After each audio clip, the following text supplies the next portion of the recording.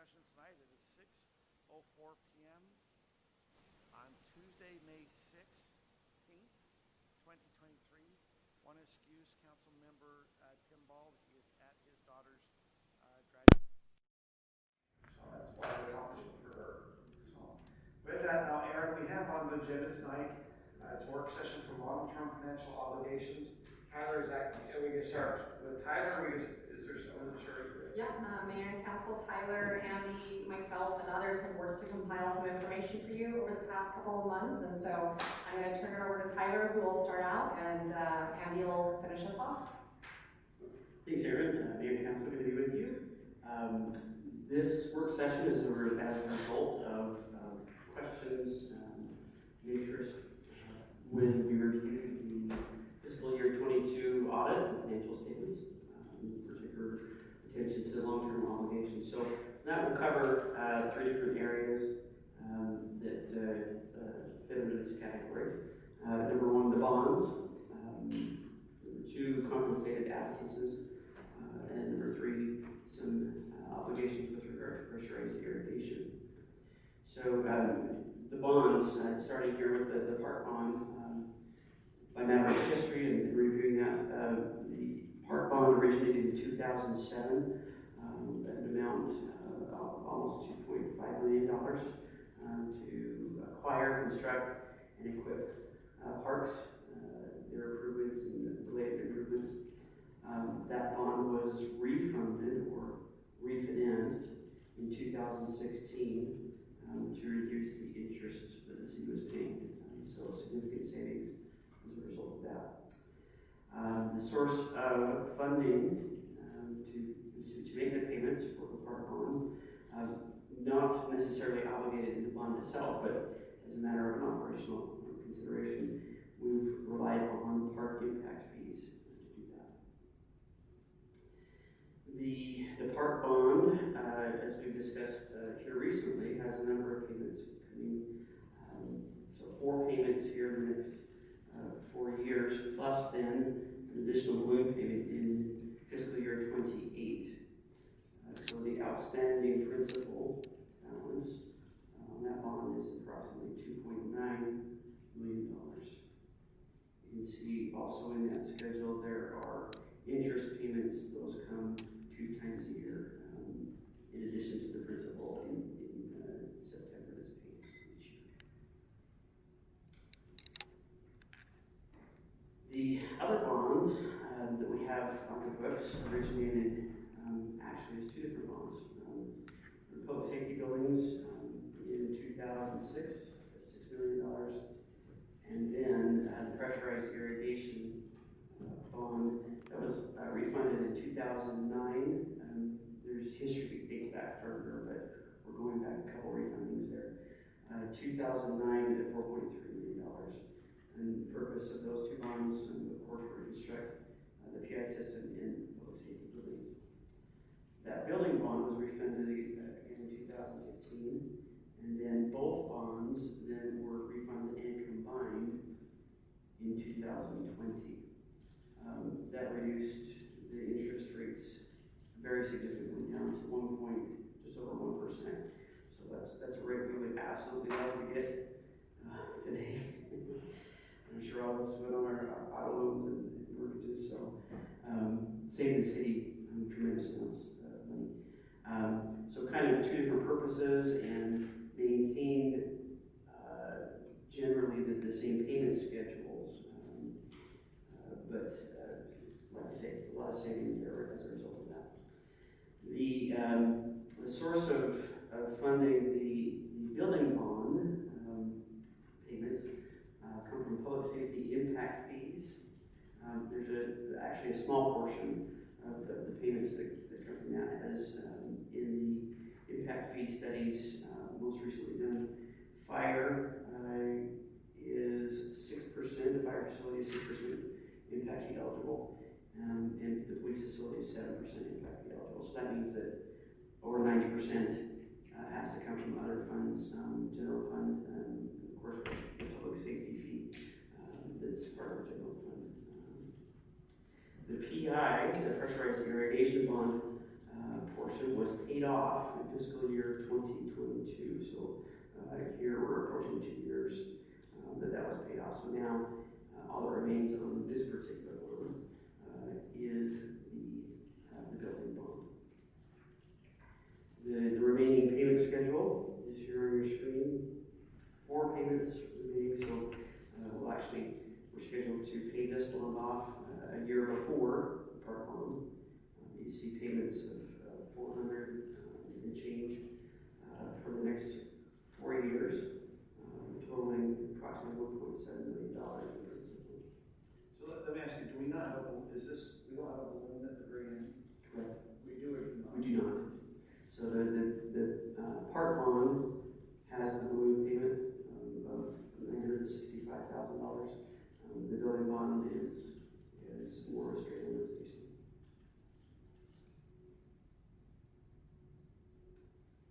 Any questions on the bonds before we? Can you go back to the park one? The park bond?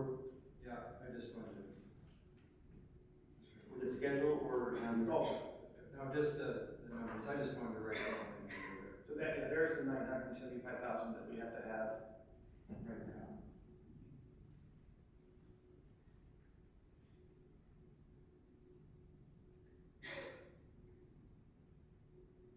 Thank you.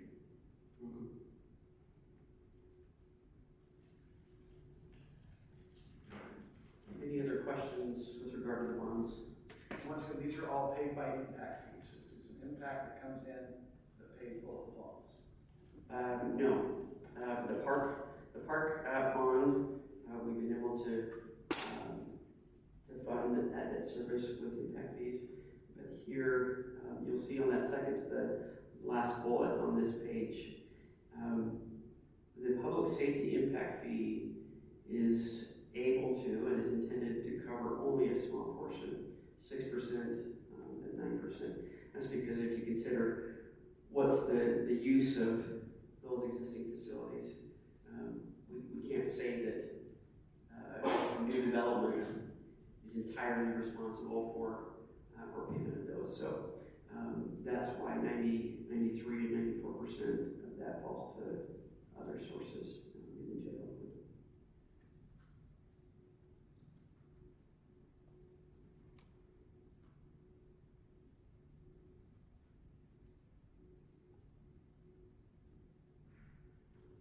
Great questions. Any others? So the building bond, traditionally, this is coming out of the general fund, where the park bond's coming out of impact fees.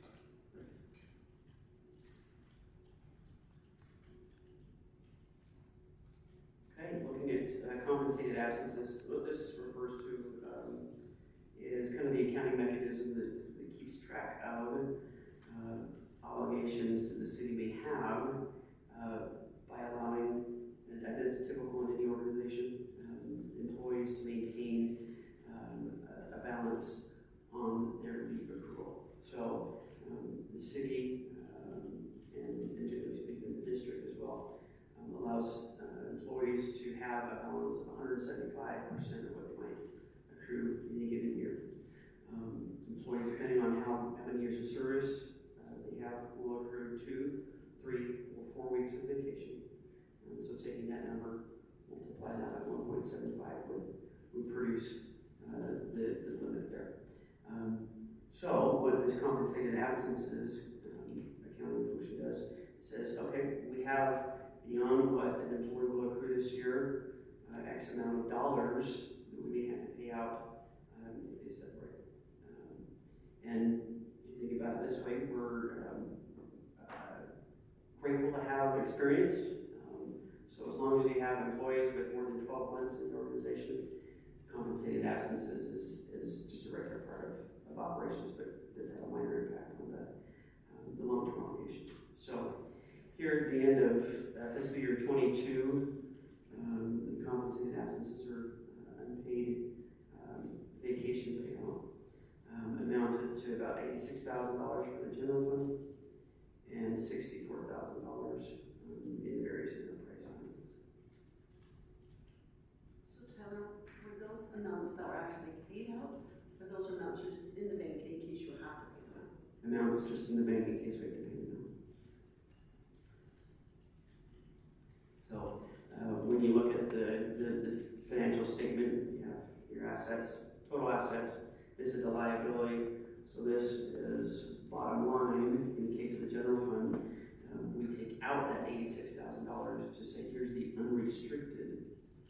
general fund balance, and that's your 25-35%.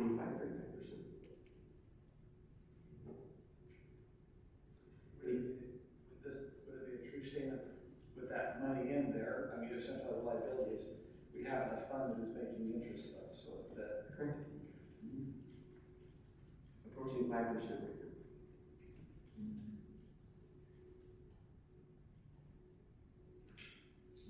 So what happens to that interest? Does it just go back into the general fund, or does it go into the employee benefit? How does that interest work? Okay.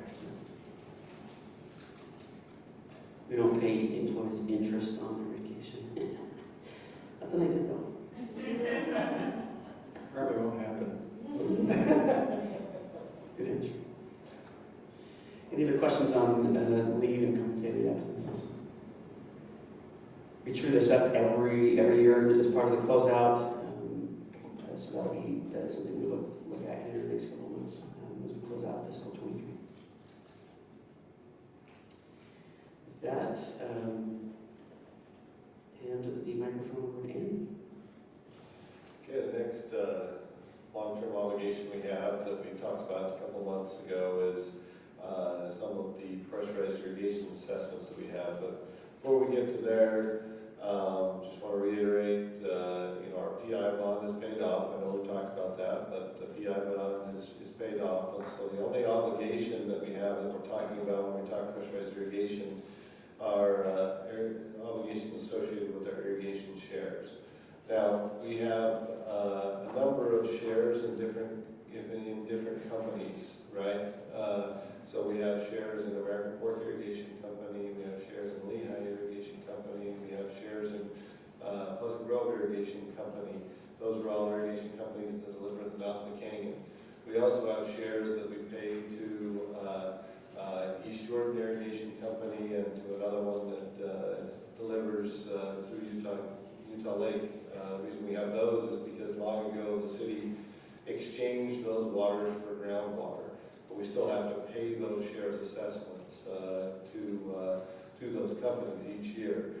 In addition to those companies, we have our money that we pay to Central Utah Water Conservancy District. We have a contract with them that we pay to them, and then the last two companies that we pay to are the Highland Conservation District and to Provo Reservoir Water Users Association. So our assessments in large manner you think of them just like your power bill. They're an annual cost, and we could stop paying the assessment just like we could stop paying a power bill, but in that case we wouldn't have the power to pump the wells to then lift the water to our ponds. In this case, many of those assessments are just like a power bill. They're coming around, they don't show as a debt. There is a couple of them that do show as a debt on our accounting and with our auditor. But those assessments, if we set that debt component away, those assessments, just like our power bill, they increase every year. There's increased operational costs. And if you look in the pressurized irrigation budget that we'll look at tomorrow, I don't remember the exact cost, but the cost of this assessments generally cost us is about $575,000 a year. That's how much we're spending on these various companies and these various water sources. All of that is funded through our operational expenditures in our rate study. So the rate study was done and considered all of these assessments as part of our operational costs, because that's where it's paid. They're paid out of our operational function, pressurized irrigation. So, but more particularly, what we talked about a couple months ago is that the auditor recognizes the expenses associated with the canal enclosure, specifically when they put the canal in the pipe, the Murdoch Canal in the pipe.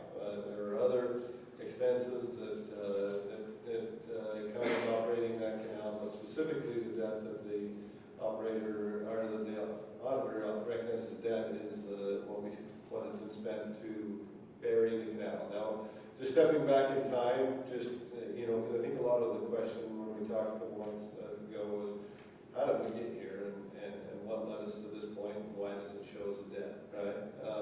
So if you go back, the canal was piped for a couple reasons. Number one, to limit the losses that are experienced both through evaporation and also through seepage. And it was also piped to limit the liability associated with the open canals. You have a couple liabilities there. You have people that drown in the canal, and then you also have canals that fail, right? So in order to maintain an open canal, you've got a certain maintenance expense there. So, Scott. So I was on the council, there's a third reason, Okay. is there was a lot of problem with people spilling the water out of the canal. True. There were a lot of people that would throw a pump in and, Just throw a pump in and take it, so Yes. that eliminated that too. yes, We that, don't like to talk about that in Mormon land, but it anyhow, that happened a lot. accurately stated. That did happen. You know, when the canal was buried, a big part of the discussion was what they called saved water. Now, the saved water is what was saved through not having it evaporate or having it seep into the ground, right? And that was calculated as 10% of the water. And so and we're going to specifically talk in some of these percentages about highland conservation, although the general calculation was that 10% of the water, there would be, if you want to look at it, there would be now 10% more water available because we didn't lose that to evaporation or seepage. So at the time when they buried it, all of the users had three choices. Number one, you gave up your saved shares, and you just let somebody else buy it. In the case of many of the sources, that was okay, but with highland conservation water, that's actually tied to the land and it's supposed to stay in that, right? So that was a problem. Number two, you could pay up front for what your portion of the canal coverage was going to cost. Now, keep in mind, this was all happening in 2010, which was right on the heels of the big recession, but the cities were really feeling it by 2010. All the private side felt it in 2008, 2009. The cities were late 2009, 2010. It was pretty, things were pretty rough with the cities. And so the third option was just to pay your annual assessment or your annual debt, if you want to look at it that way, through 2035. So at that time, the council and mayor, said, all right, we don't want to give up our safe water. We'll pay our assessment. We'll pay it over time. And that was the decision that was made there. As I said. Andy, can I just put something in? Yeah. So, yeah, that was a really hard time in the budget. When we passed the budget in 2010, we were here till 2 o'clock in the morning because we went through every line item and cut out money and stuff so that it would be balanced, because the city at that time was having a hard time paying its bills. And Mayor Ritchie didn't tell us till afterwards that they had the ability to pay bills. So it was kind of a rough time. And then the canal company in the county came back at the same time and said, oh, we need, I think it was $225,000 to put the burned up canal trail through. And we said, we haven't got the money, and we pushed back. And then they found money through Mountain Land Association to do that. So we pushed back quite a bit, which kind of saved us money, but we had to do this over time because we didn't have very much money. We just didn't have it. It was thin times. The option of coming up with $1 million at that point was non-existent for not just Highlands, for most cities. Because like I said, the cities were really hitting the bottom point at that point. So that was what was chosen. So you're now, we're 13 years later. There's another 12 years to pay on all of those. It was a 25-year encumbrance. So there's another 12 years to pay. So now we look at where are we today, and specifically when we look here, this deals with highland conservation. So at the time, originally Highland Conservation just had one kind of share. Every share was 1 acre-foot of water. When this all came about, they had to come up with 3 different shares. So they came up with A shares, and that is, an A share is you paid all the money at that time and your debt is paid off.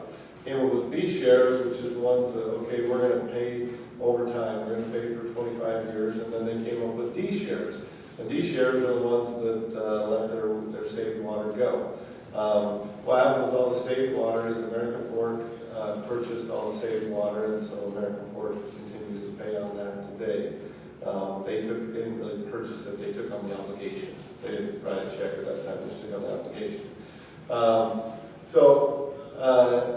And so today, as we look at additional shares, and we need to back up and we need to look at our water policy. So our water policy is if a developer comes in today, they have to give us 3 acre-foot per acre to irrigate the land, and that's across the gross acreage of the property. Of that water, 50% of that has to be, and this is all for pressurized irrigation. I'll talk about culinary in a minute, but for pressurized irrigation, of that water, 50% of it has to be what we call saved water. That is water that's available in Deer Creek to be able to then deliver to us when we need in the later summer, right? And like the last couple of years, our saved water has literally saved us, right? Because by the time we got to, last year and the year before, by the time we got to July, the cane was barely producing anything. And it's hard to envision. If you've been and looked at the river today, it's hard to envision that barely producing anything. But yeah, it was barely producing anything in the later part of the summer. And so the saved water really helped us get through that without further draining the aquifer and without huge power plants. Because there's an offset. If we don't get it delivered through these various companies, then we pay to pump it out of the ground. And that pumping cost is also substantial. So today, as somebody comes in, they have to either give us, essentially they have to give us either Highland Conservation or a Provo Reservoir water for that 50%. And those two waters each come with some of that obligation. Very few people at the time paid for their A shares, and that was kind of a make your decision now. It was kind of either you give the money now or you just pay it over the 25 years. It wasn't the halfway in between. From what we understand, that's kind of the deal now. Is all right, you're a B share and you're just paying it until the 25 years are done. So today, for us to say we're only going to accept A shares is probably unrealistic because there's just not that many out there, and those that paid for them are most likely the ones that are still hanging on to them. So mostly what we're going to get is B shares, which right now what our policy is we say, okay, developer, if you want to give us a B share, you have two options. We'll either give you 9/10 of an acre foot for that share, or if you want us to give you credit of 1 acre foot, then you give us the money to then pay the rest of the note.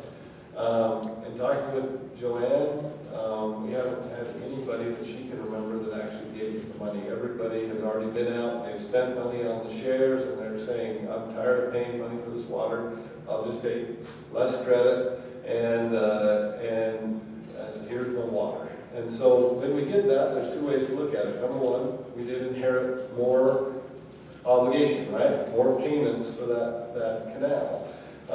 The other way to look at it is, well, we also got an extra 1/10 acre foot of water for the citizens. So that's kind of the pros and cons is so if you look at Highland Conservation, their baseline assessment, if you have a share, period, for the A, B, or D shares is $50. This is what it was last year, it's $50. Because you have a share, here's your assessment. That's your operational assessment, $50. Because you haven't paid off your canal enclosure, here's your extra $41. So for each one of those shares that we take on annually, the debt part of it shouldn't increase unless, Highland Conservation doesn't anticipate it changing, because in theory that was fixed amortization, right? So it should just be $41, but it's $41 a year for the next 12 years. Say if we were to take one of these shares tomorrow, we'd take on the obligation of $41 for the next 12 years each year. $41 a year for that time period, sorry, I want to be clear.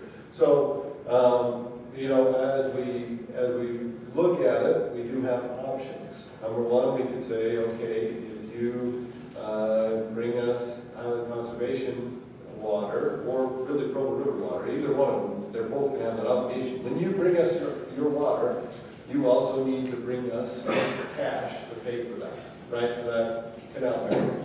That's one option. Second option is kind of what we are doing right now. We say, well, we got the share, and yes, there's an obligation, but the citizens as a whole are benefiting because we're getting that little bit of extra water, and you know, we add it to the amount of waters that we pay for each year. So those are kind of our two options. The option of we don't want any more Highland conservation, we don't want any more Provo Reservoir is probably not an option, because we want that safe water, because on the 10 years that's what gets us through, right? So it's just how we want to approach that with development is probably the policy call here. And you know, because at this point we're halfway through the payments, if you will, and all the rest of it, and it's kind of a fixed payment schedule, and we know where it sunsets. It sunsets in fiscal year 35.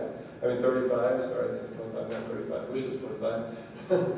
But you know, we'll be done paying for that in fiscal year 35. So the real, in my way of thinking, the real decision is how do we want to address taking those shares and moving forward? Because with each progressive share we take, right now we take a little more obligation, right, towards paying that canal burial off. So let me just ask right now they have to bring 3 acre-feet of water in per acre. Yes. Of that, they have to give us, if they're encumbered, they're giving us 9/10 of that, so they could go find another 10%. What's a value of, what's an estimated value of that one share that's 3 acre-feet, or what they're bringing in? Last I knew, and Ernie would be a great one, Ernie would be here at flood time, and he'd be a great one to ask. Last I knew, water's going for about $8,000 to $9,000 an acre foot. It's floating in that area, you know. So the market obviously has a little to do with it. So with things slowing slightly, it might be $8,000 per acre foot. per acre foot. So that 1/10 acre foot's worth, you know, $800. And what we have left of our obligation of $41 a year, And 12 years left. so it is about $492. So I think we're getting better in.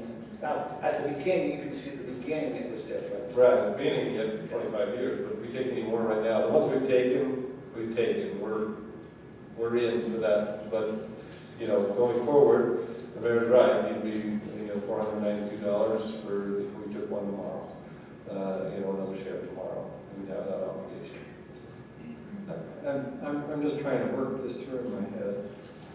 So what you're saying is if it's encumbered, then basically for every acre foot share they give us, we only give them credit for 9/10, correct? Okay. Because there's the obligation to pay off the Provo Reservoir people for the saved water park, correct? Correct. I understand. Correct. So let me just ask this question. What if these people have bought the water shares but haven't paid for the actual water share all the way? Do we assume their debt for that when they give it to us, or do they have to have that? They assume that debt, right? It's not the share.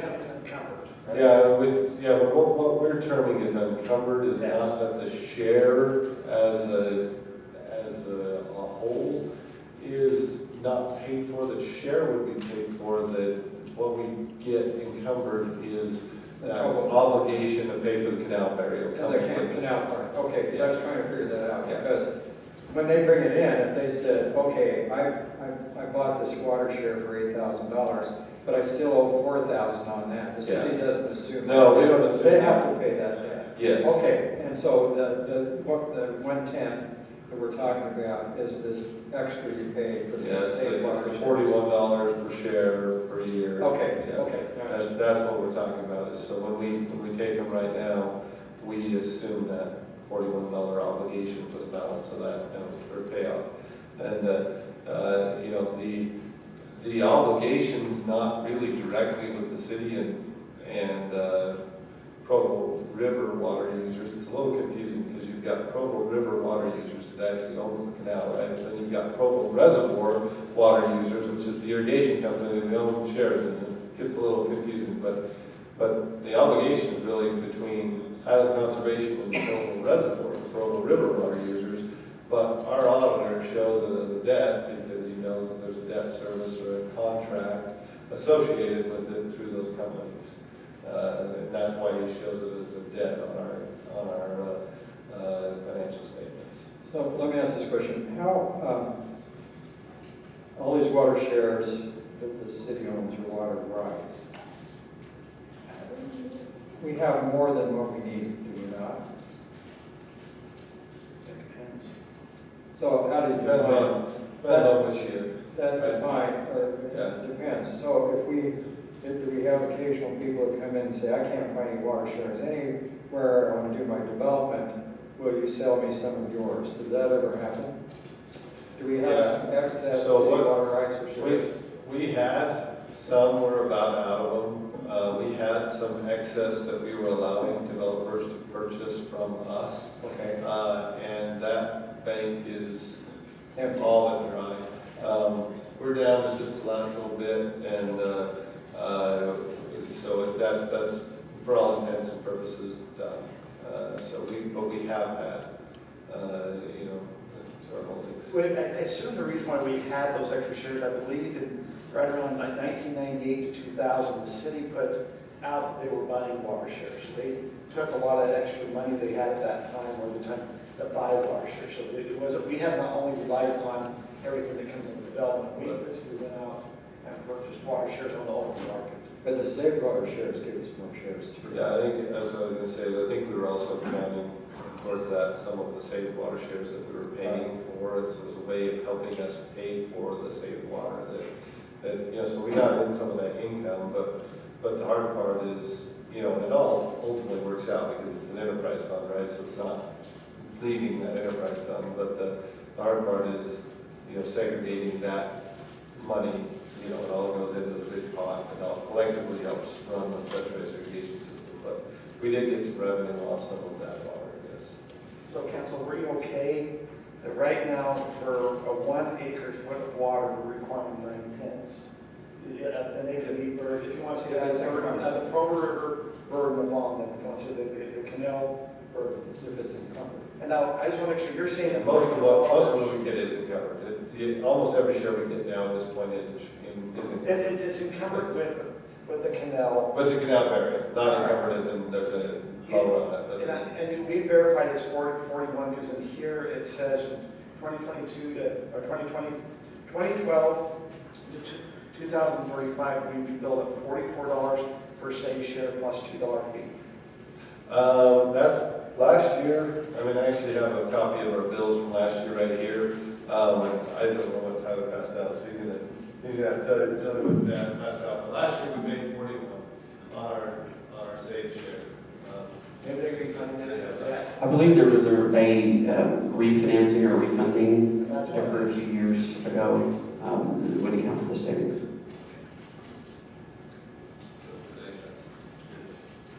Any other concerns in taking the 9 minutes?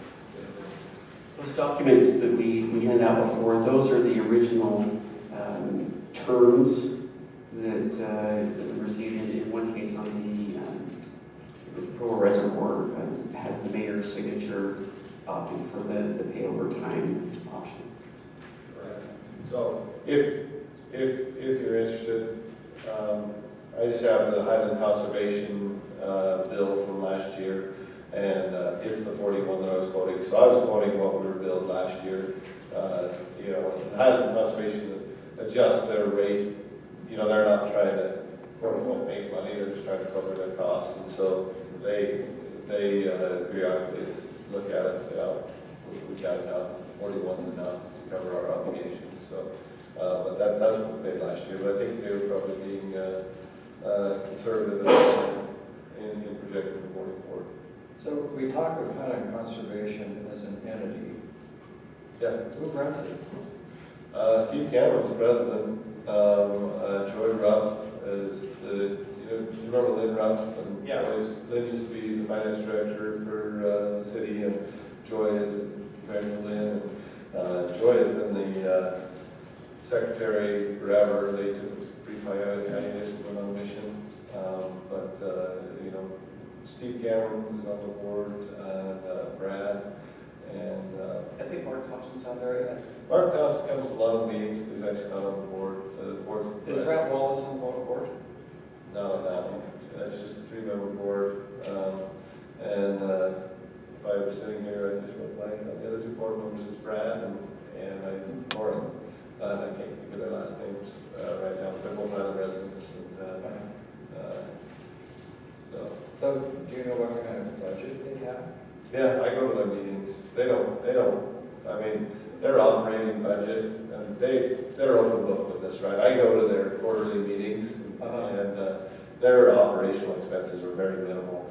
They're, $20,000, $30,000 a year. They're not anything significant. Their largest, they're basically a pass-through entity, if you will.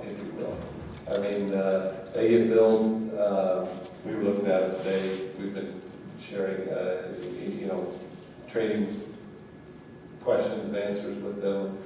I think they're about $440,000 they get billed each year. I'm going rough number out of memory from Provo River, and their total operating budget's around, just under $500,000. So I mean, they're just basically a pass-through entity. Mostly just they get the bill from Provo River, operate as an entity, and pay the bills and assess the charges. But there is some overhead there. There's some overhead, and they do have to operate as a company. They have to have a treasurer, bank accounts, all the stuff that a normal company would have to have, but it's pretty minimal. All of their water, their actual water delivery is delivered through agreements with the irrigation companies. So they deliver through Lehigh Irrigation Company and American Fork Irrigation Company is where the water is actually delivered through. It's through the existing ditches, and the Lehigh Water Master and the American Fork Water Master deliver the water, if you will. So Highland Conservation doesn't have a water master of its own. It doesn't own ditches that it owns and runs and manages. All the Highland Conservation water kind of co-mingles with the irrigation company water and gets delivered to the users that way. As you look at the number of shares outstanding, what percentage do you think of the Highland Conservation Water District is owned by the city versus those outside of the city? There's only, and we have that exact number. I can open it if you want to wait for me to find it here for a second. But there's 5,000 shares in Highland Conservation. We own, I don't know exactly how many we own. We own 2,547 shares, 2,547. American Fork owns about 2,000. It's hard for me to tell because it's saved shares in the records. I can get that exactly, but there's probably somewhere between 600 to 1,000 at large. Because I didn't try real hard today to figure out exactly how many American Fork owns. I'm happy to get back to you on that, or happy to open the spreadsheet and try to figure The out. shares are, the Highland Conservation District is AF Canyon, is that correct? It all comes out of Deer Creek, all delivered. So that's all our short water. All our short water. Comes out of now. Yeah, it comes through Deer Creek and through the canal. Yeah. Now, on the documents that are here, it talks about an alpine full stock. It's highlighted in here. What's alpine full stock?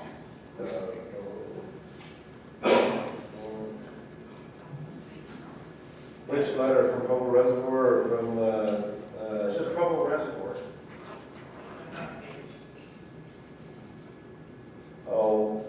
the Provo Reservoir, it's been a while since I talked to them, but they divide up their delivery areas into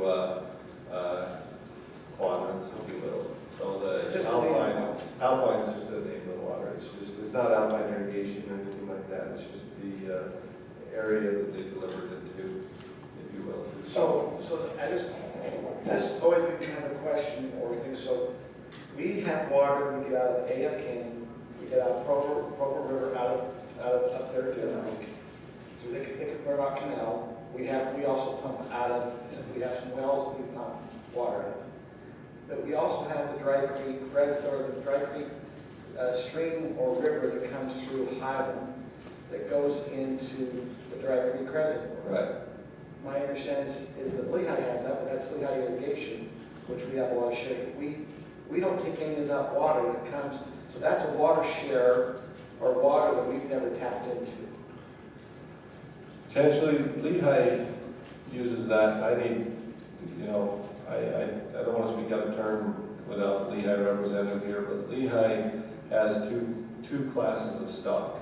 They have what they call bench shares and field shares. And very self-explanatory, right? Islands on the bench, and then you got all the shares that are down in the field. I believe they deliver to the field with Dry Creek, because all the bench shares with Lehigh come either out of the Murdoch Canal or out of the canyon. So Lehigh have two classes of shares, or two classes, or two sections of shares. I've always heard the Dry Creek River that Alpine takes over that like April or July, somewhere the first part of July, they can take all that water. And I would just be curious, since we have ownership in a lot of the Lehigh Irrigation, which I think is a lot of water home there, I'd be curious how that agreement, if it's bench filled, how that Lehigh Irrigation. And I'd be happy to get back to you. In a general sense, I know the answer, but in the specifics, I'd have to get back to you. But the general sense is all the shares that we own are bench shares, and we get those bench shares are sourced out of the canyon. So, because the canyon was the one that could serve the Highland bench, because Dry Creek drops fairly quickly, drops too low, right? Bull River is sitting, down in the hole, and where it goes through even Alpine, it's without pumping it, you hardly can't get it up. That's why Alpine captures it way up on the foothills, so they can distribute it to the valley. So does Alpine, as it comes down in the stream, do they put it off to their holding pond, the Dry Creek River, does it get put on? They get right up by the trailhead. I don't know if you know where the Dry Creek trailhead is. They've got that reservoir up there, and they built theirs up there, where it's still high on the hill, if you will, it get distributed. That's where Alpine Irrigation used to distribute out to, is up there, close to the trailhead up there by the foothills. And we had, over the last couple of years, out by the gravel pit, there was a new connection for Alpine, From Central Utah. from Central Utah. Has that changed any of our water used to? Yeah, that has changed our water in the fact that we are now, one of the capital projects that's funded in this current year, that it's going to carry over to next year, we're not going to spend hardly any money on it, is the pump station for the Cal Miller property on 6000 West. We bought that little triangle piece of property right where the canal crosses 6000 West. So the reason that we're building that is to let us get our peak water shares on those peak hot summer days out of the canal, because we used to have the benefit of basically everybody's water that had water in that alpine reach of central Utah. But now that Alpine's drawing their water, we have less apportionment or allotment in that pipe. And so we could, if we needed water at the mouth of the canyon, we could take some of our Provo River shares through the central Utah pipeline and deliver them to us up there. As Alpine begins to tap more of that water, then we'll have less capacity in that water, in that pipeline, which is why we need to build the Cal Miller pump station, so we can get the water straight out of the Murdoch Canal.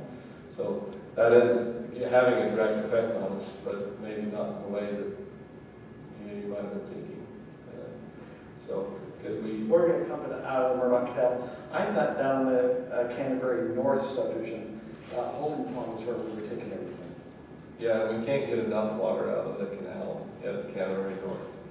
That's why we need the second pump station. So we just built so originally, we only had the ability to take water out of the Murdoch Canal, Canterbury, and then the kiddie pond there. And we just built the Murdoch, or the 4800 West, the Ridgeview, I think pump station, the little one right on south of Ridgeview. Going blank on what we're calling that, I think we're just calling it Murdoch pump station, but the new one that we're building south of Ridgeview. So we have the ability to take water there. And now we're gonna build the I guess we'll call it the Miller property, or I don't know what we call it, the Miller pump station. So we have the ability to take water there, because one thing is, Highlands done a very good job over the years of building a very nice water portfolio, you know, as Councilman Smith alluded to. But what we need now is the ability to get that full flow on those peak days. And so previously, when Alpine wasn't using their capacity in Central Utah Pipeline, we'd take their capacity. Now they're going to use their capacity, we got to build our own capacity. And we're not building the pipeline, but we got to build the system to get it out of the pipeline and into our. There's another property represent, UDOT has some property on that side of me too. Right. Those kind of, and you said that there was a Lehigh water line that went through that. What water's in that line? Where's that water coming from? That water is the same water that goes, well, two answers. Number one, the Lehigh water line goes really close to there, and that's the one that actually goes through your property, and that water comes out of the Schoolhouse Springs in Alpine. So Lehigh acquired that spring water right up against the hills, from Alpine years ago. So Lehigh pulls spring water out of Alpine through that pipeline that goes through your property. But that's, and we, you know, at one time we thought that we maybe could tap into that. Why would we? Well, no, I thought that perhaps we could trade with them, because Texas Instruments is projecting that they need to build a well for their needs, and they own the property that's across the street from Mark Thompson's. So the property that's just east of Mark Thompson's place there on 6,000. So what I was thinking is perhaps we could pull off a trade, and they could put the well water in Lehigh's system, and we could build a well there across from Mark's. We can't tell. Grand ideas. This is complicated stuff. Yeah, no, there's lots of moving parts to delivering the water. So let me just ask a question for clarification, because I know we're out of town. We're out of town. Wishful thinking. Yes. We're out of time. But, so these water shares we own in Dry Creek, we don't really access those through Dry Creek. We get them a bigger percentage coming out of American Fork River. Is that right? Yeah, what I've clarified with the mayor is, yeah, in theory we own them because we own a portion of Lehigh Irrigation, and Lehigh Irrigation owns them. But Lehigh's always separated their delivery between what could be delivered in Canyon and what had to go down to the fields. So dry our water for fields, what they get out of Dry Creek. So our portion comes out of the canyon rather than Dry Creek. Yeah, I do think that, like Bull River Ditch, completely separate ditch company comes up Dry Creek. You want to get really complicated, but water gets pretty complicated. Now, what do you call that one ditch that comes up through Bull River that goes over my town your colleges and comes through kind of the hollow? Oh yeah, that's one of the hollows, but the broadleaf hollow crosses under the Bull River Ditch right there. All I know is you get. There's a lot to the water and the systems and how they flow, but to answer your question, I think what you were getting at, Councilman Smith, we aren't getting shorted on our water. We get our allotment from Lehigh, we just get it all from the canyon. They just allot their different sources to the areas that they can deliver. So one other last question. So the USDC has a well just north of the soccer field. The Night Avenue, right there. Night Avenue, okay. I'd like to get that one today. Yeah, and I know that's not a fully functional well because they needed to kind of rebuild it, but it seems like that would be something that we'd want to get hold of at some point. And I put it on my other hand, but it seems like our neighboring city south of us have worked pretty hard to get as many water shares out of the USDC as they could. Yeah, I would like to, I would love to get that well one day. I think that could really offer us a lot of advantages to get that well, but I don't think the USDC will part with that until they're done farming, because that's, they supplement their farming on low years with that well. Right, but I thought most of that well water was used for this, where Ridgeview is. It's all the Yes Yes and no. Yes and no. They still use it, like the last couple of years when things got thin in the summer, when I say thin, not a lot of water. Sure. They supplement it even for their current farming operations like that. And so, I mean, if you got wind that they didn't need it, boy, yeah, we'd love to talk. But, to my knowledge, they're still gonna hang on to that until they're done farming that property. I'll maybe talk to Bill and see what their plans long term, because I know that well wasn't working very well. Yeah. So, Okay, as we can tell, I mean, we could probably spend the whole night talking about water is so complicated in Utah. So, Yes. Okay, is there anything else we need to go over? Oh, we have one final slide, sorry. So as we look forward, what we will do as staff is we will get with Highland Conservation, with Toll Brook Water Users Company, and we will confirm the final payment schedule. And when I say final payment schedule, meaning the final canal assessment schedule as they perceive it for the next 12 years until it's paid off. And then we'll circle back with our auditor and validate debt balance so that we've kind of closed that loop and everybody feels good about what those obligations are showing. So we just wanted to let you know that we will kind of button this up with the auditor now. Thank you. We appreciate all, and it's, I think, been very helpful to understand some obligations we have. Could I ask a question? Hey, Tyler, maybe you and I could talk about this later, but I was reading over the part of the packet about impact fees for public safety. Is the impact fee that Highland charges for public safety the same as what Alpine charges? And then I was just interested in the way they divided out the square footage of like the facilities that we pay for. Is that broken out, I assume by, the way it reads in the packet is it's broken out by city, but we pay for more than half of public safety. So I was just kind of wanting to go over some of that. Great, happy to discuss. Good points. Okay, if not, why don't we go ahead, we'll close our work session. We're just, we'll take time right now, it's 6:56, now I'm just trying to fix this, 7. Why don't we take 5 minutes and we'll come and get ready at 7:02 to begin our city council meeting.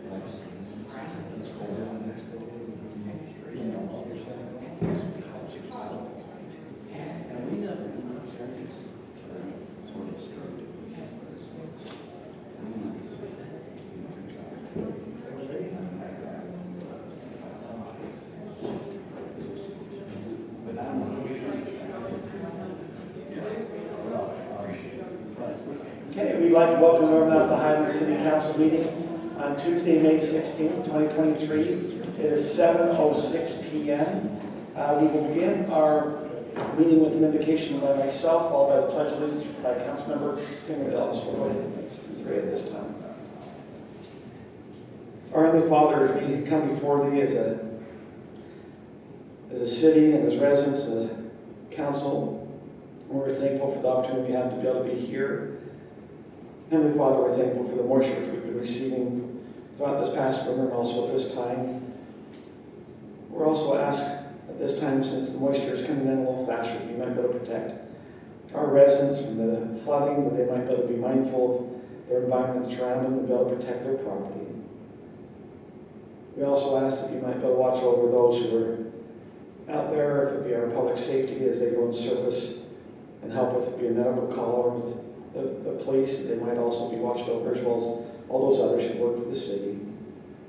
Help us tonight that as we have discussion, we might be able to understand that things are being presented, but also we might be able to have a cordial and mindful discussion amongst the different aspects that need to be decided tonight. Heavenly Father, once again, we're very thankful for our freedom that we have here in our country, and help us to be able to be mindful of those freedoms and be able to protect them. And this we say in Jesus Christ, amen. I'll stand for the Pledge of Allegiance. I pledge allegiance to the flag of the United States of America and to the republic for which it stands, one nation, under God, indivisible, with liberty and justice for all. At this time, we have time set apart for unscheduled public appearances. If there's anyone here that'd like to come up and address the council on any item before the city, if you'll please keep your comments to 3 minutes. We will be having a public hearing on items number 3 and 4 and number 6A. We will also be having public hearings. So at that time, they'll reserve your comments for the time those public hearings are. But if there's any other items you'd like to come up and discuss with the council, we invite you to come up at this time.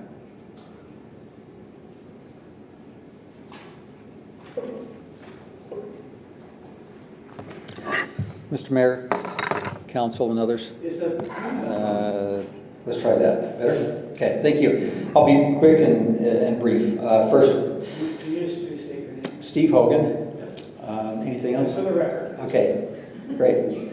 For the record, Steve Hogan, 5335 West and 400 North, Highland. Love the city, and first of all, thanks again for all of your hard work, especially with flood and mitigation efforts and everything you do for the city, and we appreciate your hard work on everything. Just a quick question, really, and it does pertain to item 4, just kind of a precursor to that, just some clarification. I've read through that agenda item, and I wasn't sure about the interpretation, so really the question is this: can you please clarify for me and others that share the wooden fence along the highway, the impact of that item number 4, the development code update, in regards to our past discussion regarding the placement of the fence? So in other words, is this code update considered a precursor and clarification for continued discussion, or is this considered a final decision on the conversations we've been having? So since item number 4 will be doing a staff presentation, and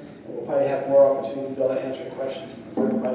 That's okay, we'll kind of reserve, and maybe help answer a couple of those questions. That's okay. So yeah, you bet. I just want to set the table to make sure that we just weren't sure by reading it what was happening there. So, okay. Thank you. Anyone else would like to come up and address the city council?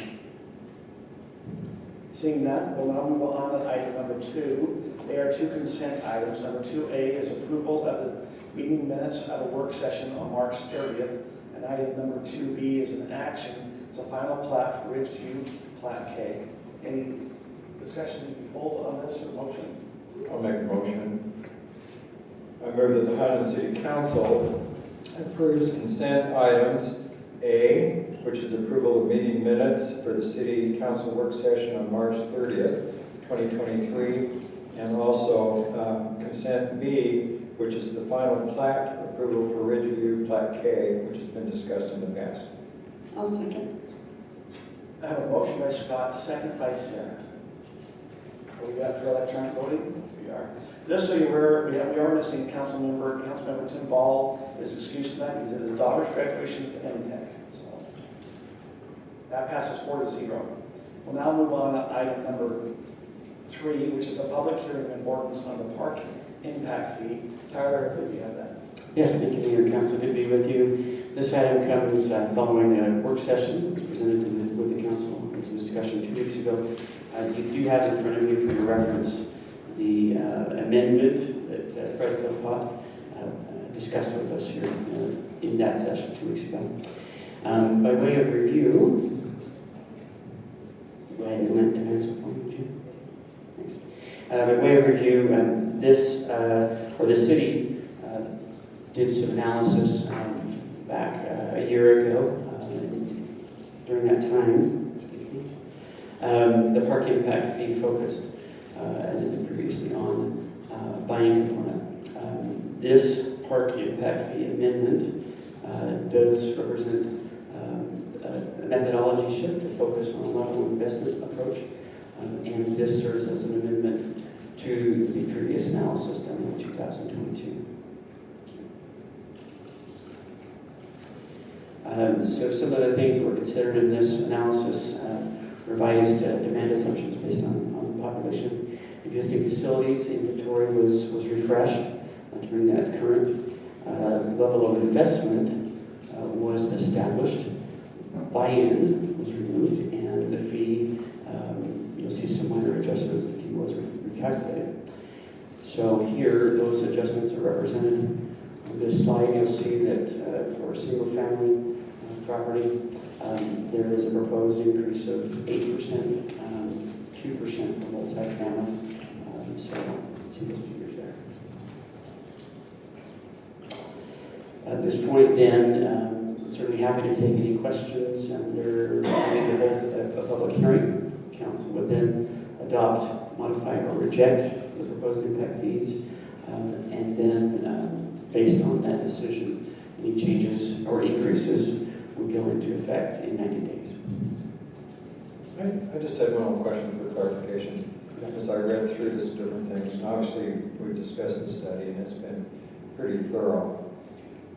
I'm always confused just a little bit about when you say multi-family and how many units that involves. I didn't quite understand.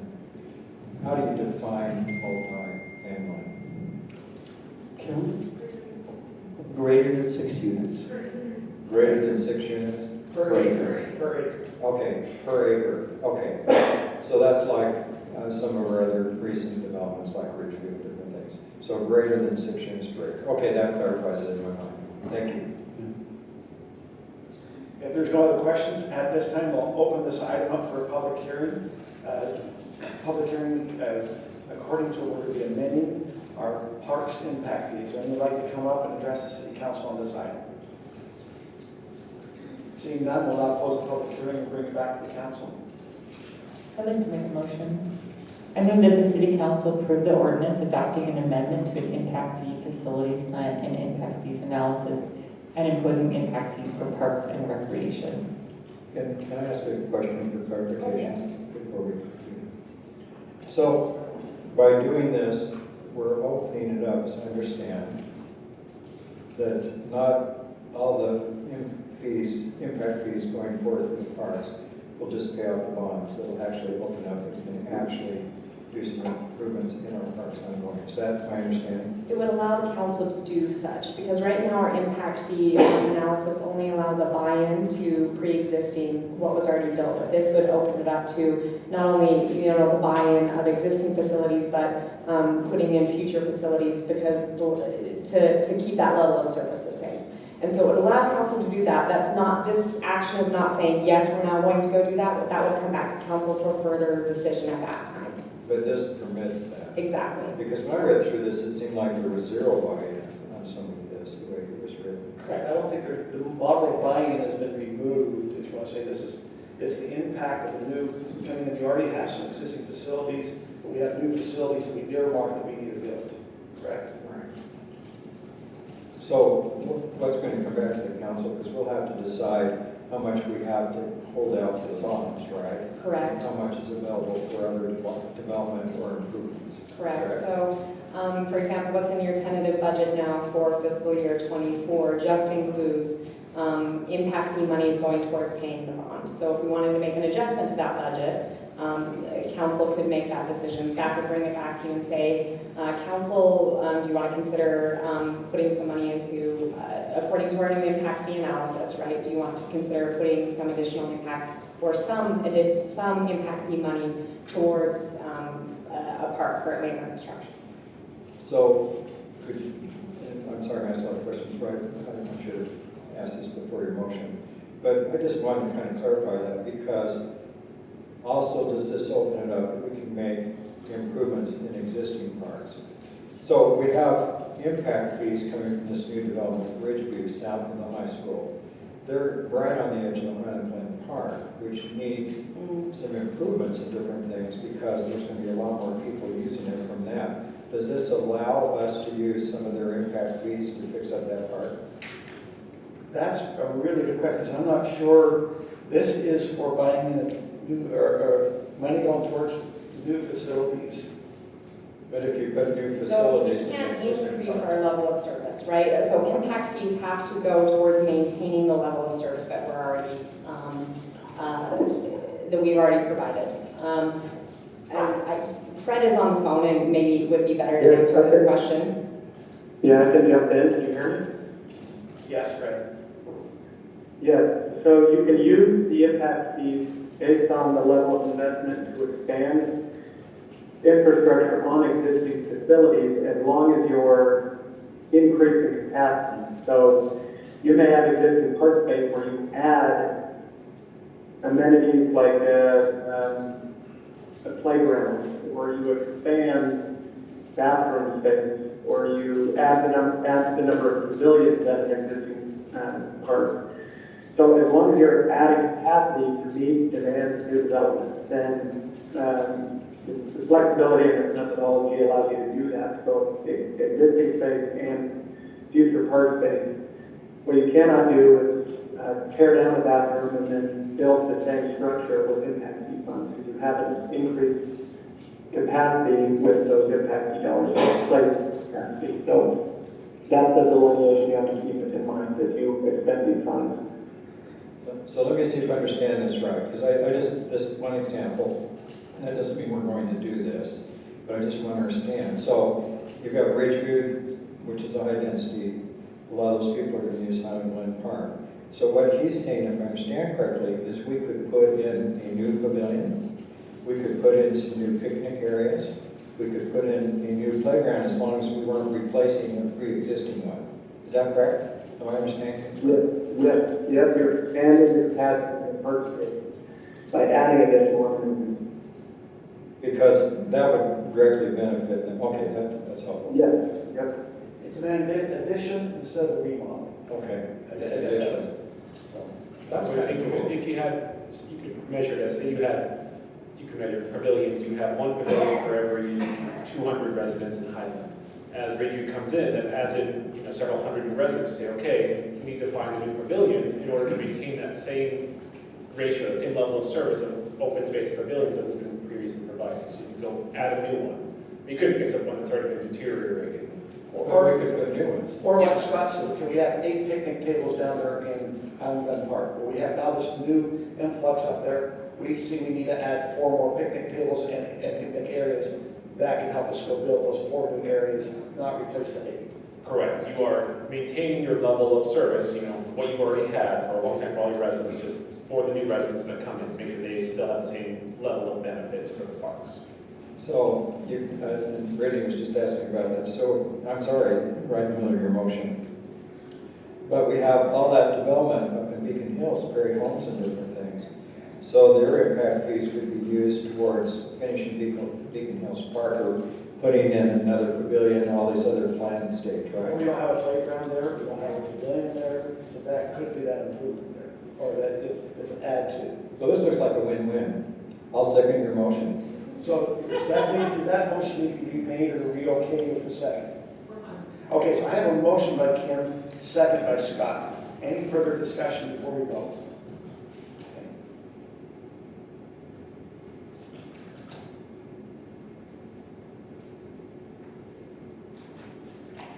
That passes 4-0. We'll move on to item number 4, which is a public hearing and ordinance, a text amendment on fences. Kelly. Thank you, Mayor and members of the council.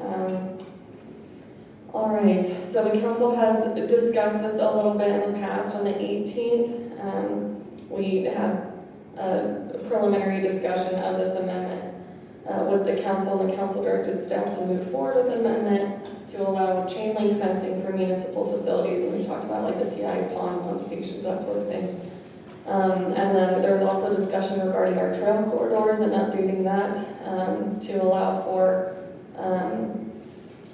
the top 2 feet be 55% open on trail corridors that are 30 feet wide and more rather than 40 feet wide and more. And then after this communication item, there was discussion regarding the Alpine Highway fence during that meeting, and so as a result, staff looked at ways to address the concerns that were brought up in the meeting and drafted verbiage to address those concerns. This is something that the council can decide to either include in this amendment or not add in the, not include in the amendment. It's just something you'll have to clarify in the motion. We as staff do recommend that the city council approve the proposed amendment.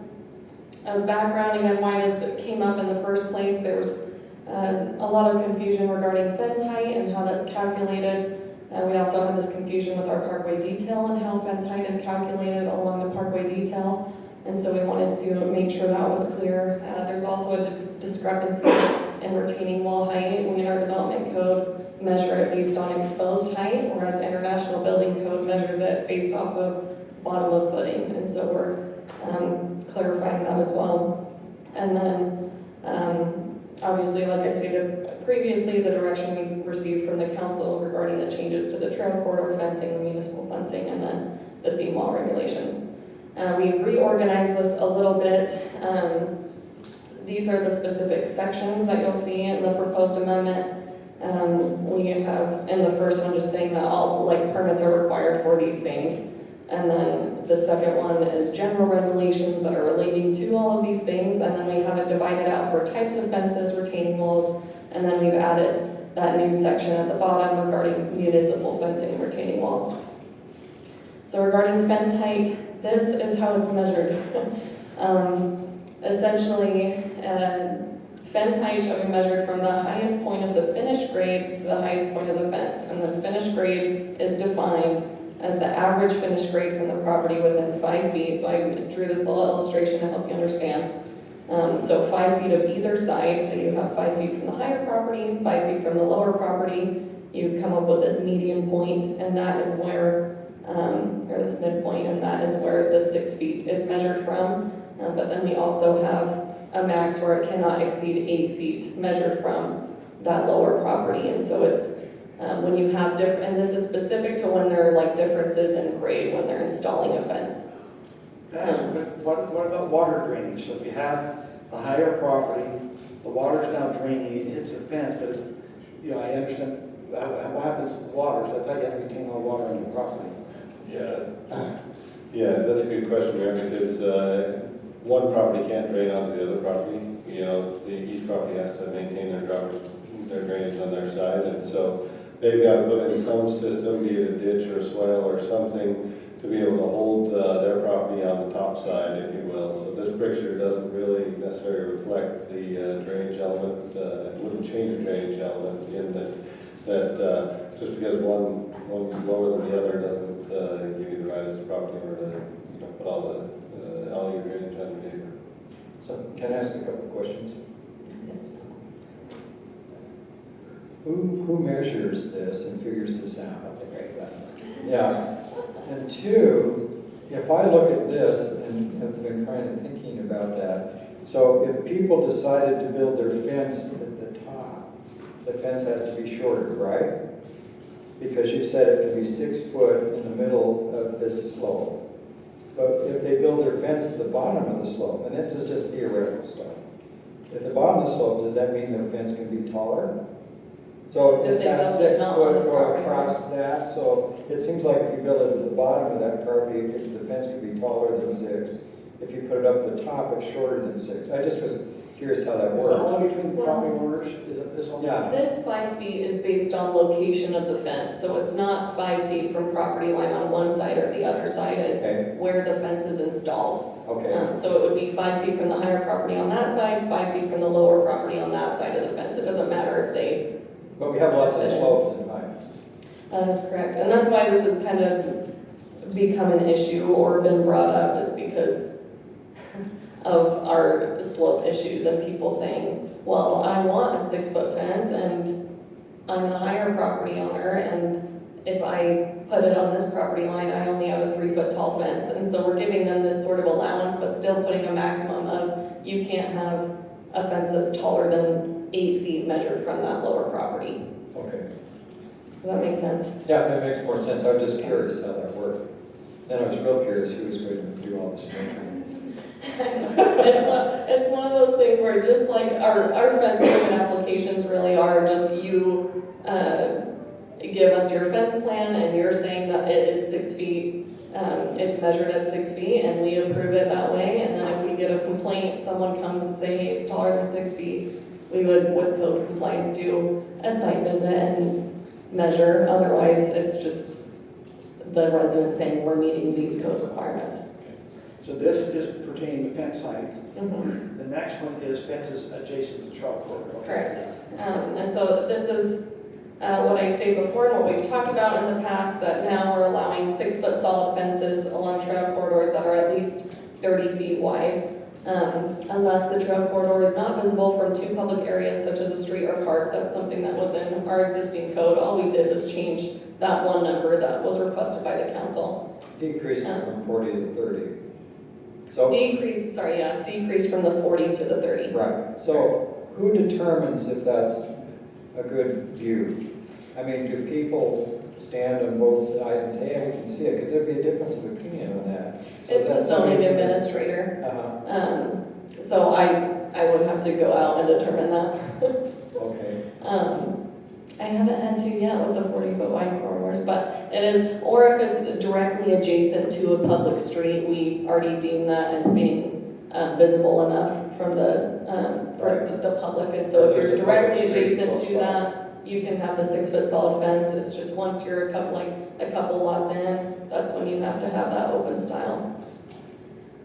So one thing, and of course this is getting into the nuances, but in most of these trail corridors have been in open space neighborhoods, and so this has become a concern as some of the people are buying a little section of land. But I've often wondered if you have a non-open space neighborhood on the other side of that trail corridor, do these rules apply for them as well? Yes, they do. Okay. Mm-hmm. It's not And just are the open space developers subdivisions. well aware of this, like in the hollows? Well, we had a good friend that was working on that subdivision that was very well aware of the requirements. So yes, I have had conversations with him about that specific corridor. Okay, so they're probably happy with this in a way because it would be allowing them to allow them to put solid fences in. So while you're talking about, so over the area we're talking about is the Wimbledon area, and we have the hollows, that new section. With the old code, it had to be 40 feet, so they would have had to keep, when they were putting the new fences in, keep that 2 feet. This now opens up, you had a picture up there, I believe it's over the Canterbury North area, is that correct? This is Canterbury North, correct? And they have a 20-foot corridor, do you have a picture of the 30-foot? That's this one. Mm-hmm. So this is an example of how wide it would look with the solid fencing, whereas this corridor, we would still require that open style. That's still in Canterbury, they have to still be, both these have open, yes, still up in there. So. Okay, the other discussion was for the theme walls, and so we added verbiage to clarify. So this first one would be applicable to new development. So all theme walls shall be located on private property and owned by the owner of such private property or by a homeowners association, basically unless the city agrees otherwise. If through the development review process, for some reason, the city wants to own the fence, we can opt to own and maintain the fence. However, this will be our default, where it will be the private property owner's ownership and maintenance responsibility. And then the second one is regarding maintenance and reconstruction of theme walls. In our current theme wall code, we did not talk about it at all. All we had outlined was developers of these subdivisions along these corridors are required to provide theme walls, carrier material regulations. But for the maintenance and reconstruction, we've stated that the owner of the theme wall shall maintain the theme wall in reasonably good and safe condition. And then any reconstruction of the theme wall shall conform to the theme wall design approved as part of the development review process, unless a different design is approved by the city council. And so when said subdivision was approved, there's a theme wall design that's approved with it. Any reconstruction would have to match that design.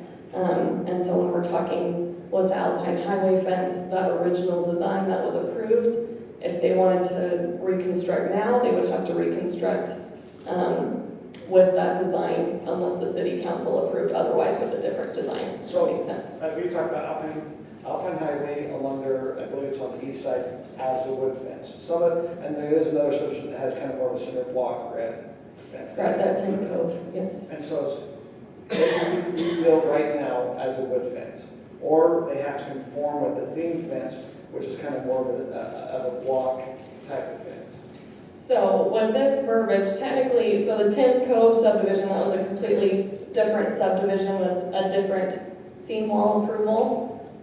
These other ones along like Alpine Country Club, with their approval, there was that specific, and we showed it, or y'all saw it in the last meeting, but that specific Highland City standard that we had where it was an actual detail with that theme wall fence with the wood and the brick pillars. And so that's what they would be expected to follow, is that wooden standard, unless the council approved otherwise. Council could, like if we said, hey, we're okay with Trex, you know, where it's very similar looking wood, but it's Trex or something, we can make that decision. Or we could agree to a concrete fence, or, I mean, it's up to the council. Yeah, currently, Trex and vinyl, so vinyl is actually a prohibited material for theme walls. It does require precast concrete, stone, brick, or other materials of the same or better quality. And so that's where I guess the council would have to make the decision of whether the updated fence would comply with development code or not.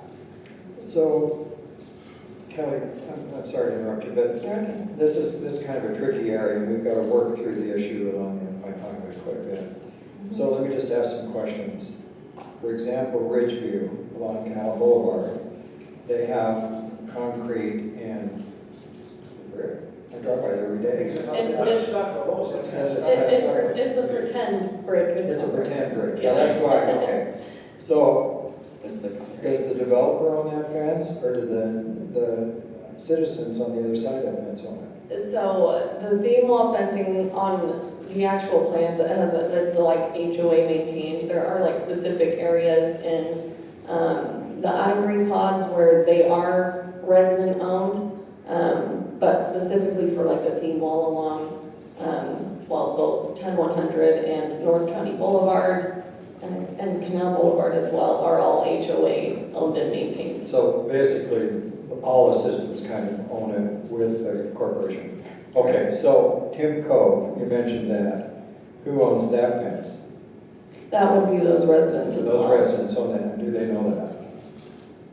I don't know. I was not here when it was approved. Okay, so I guess there's just some questions, because if we make a policy that makes good sense in the future, saying all these theme walls are owned by the residents that live there, but this is where we've got into this quagmire with the residents along the Alpine Highway, because they've been told for 20, 30 years that the city owned it.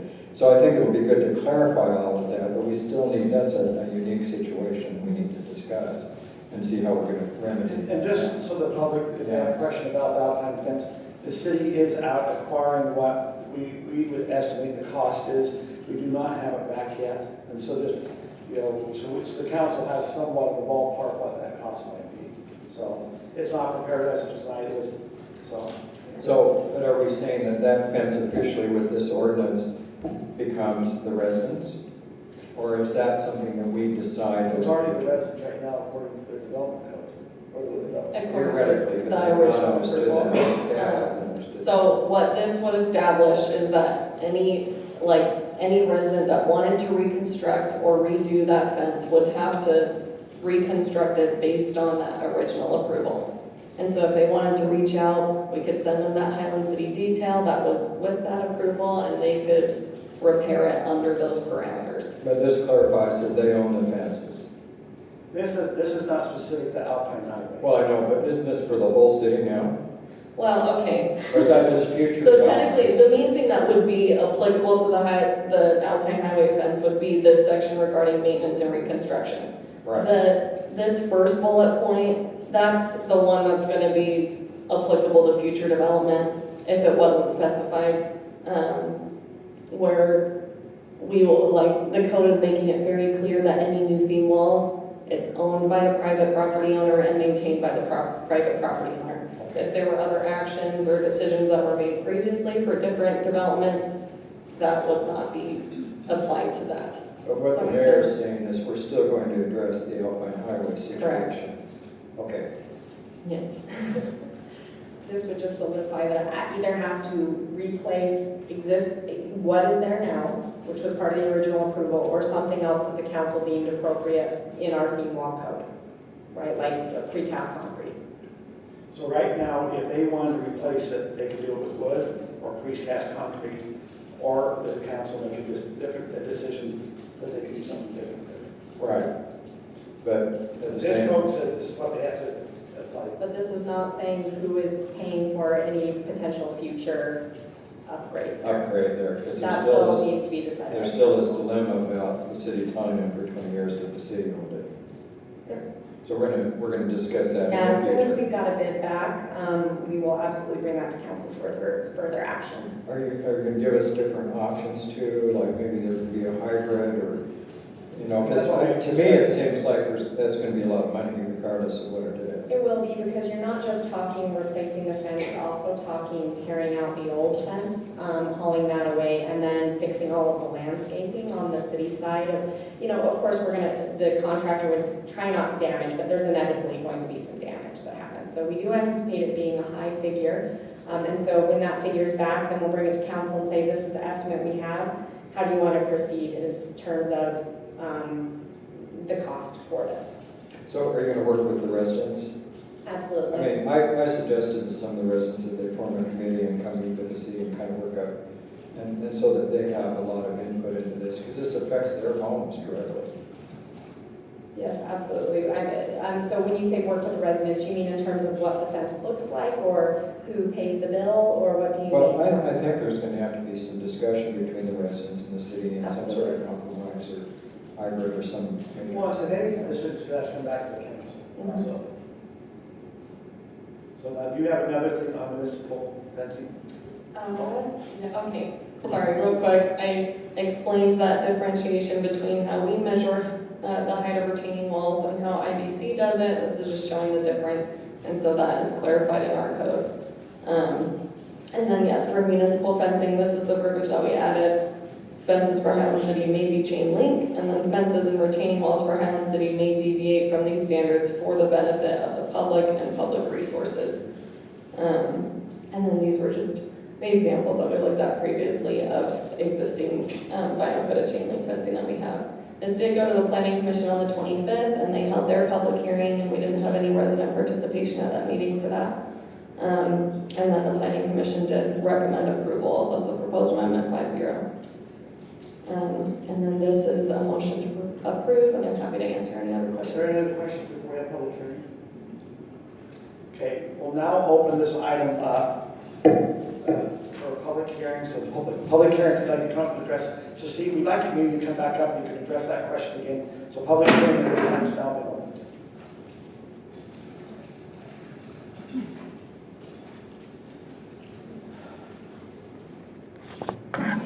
Again, thanks, and thanks Scott especially, because I think some of the same questions you guys were trying to answer here, we were answering for ourselves the last couple of days when we saw the agenda.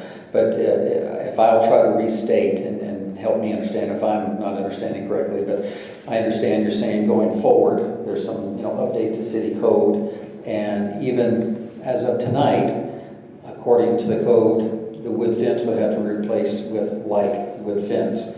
However, there's still room and sounds like the option to continue our discussion about what we do, because it is a unique situation.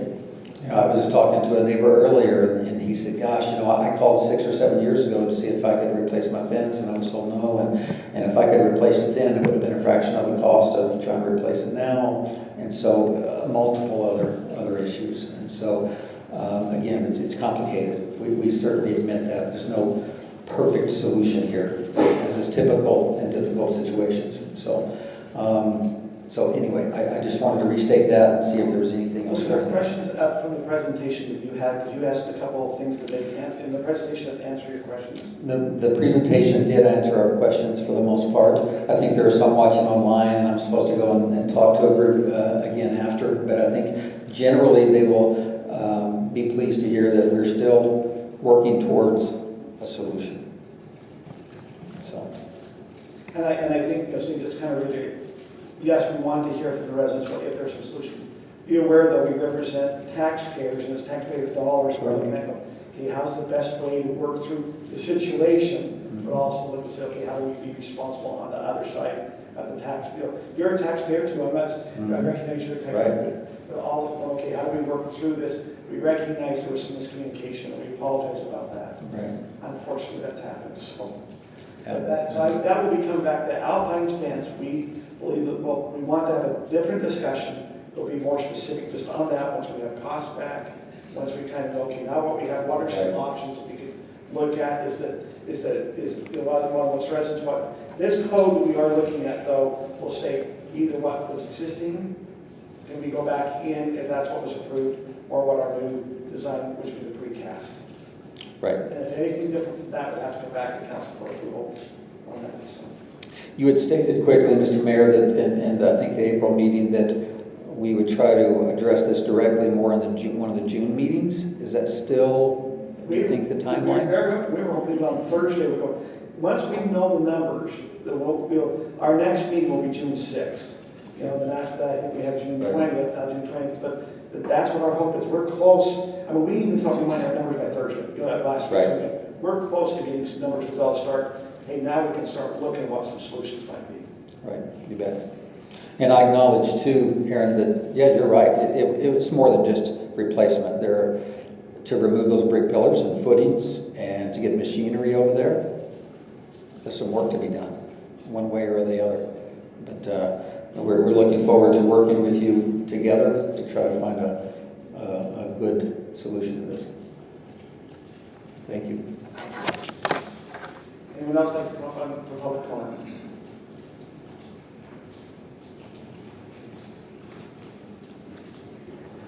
My name is Eileen Miller. I'm with Utah Valley Home Builders. I would just like to ask the residents, and maybe the city would be interested in going back and looking at the documents that were distributed by the title companies to each homeowner when they were purchasing their property. The declaration of covenants, the bylaws, the open space agreement, the maintenance agreement. Let's see, there would be a brochure that was produced by the sellers and also by the developers. And I know in my situation, I have 84 pages that govern my HOA. Most people don't read them, but I did. In fact, I informed all of my neighbors when I read them, and they threw me off the property.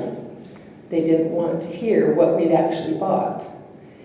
So when I was working for the legislature with Senator Wattups, who became president, he was a land management. That's what he did for a job. I said, whose responsibility is it to present this to the buyer? Is it the title company? Is it the seller? Is it, you know, who is it? Maybe we need to make some laws to make these things more clear. He said, it's buyer beware. That was my answer. From the president I worked with, you know, every day. So basically, I think what you will find in the land use agreements with the developers, with the city, and also in all of those declarations that came with each purchase from the title company of each home, you're going to find out who actually has the responsibility for that fence. That's my advice.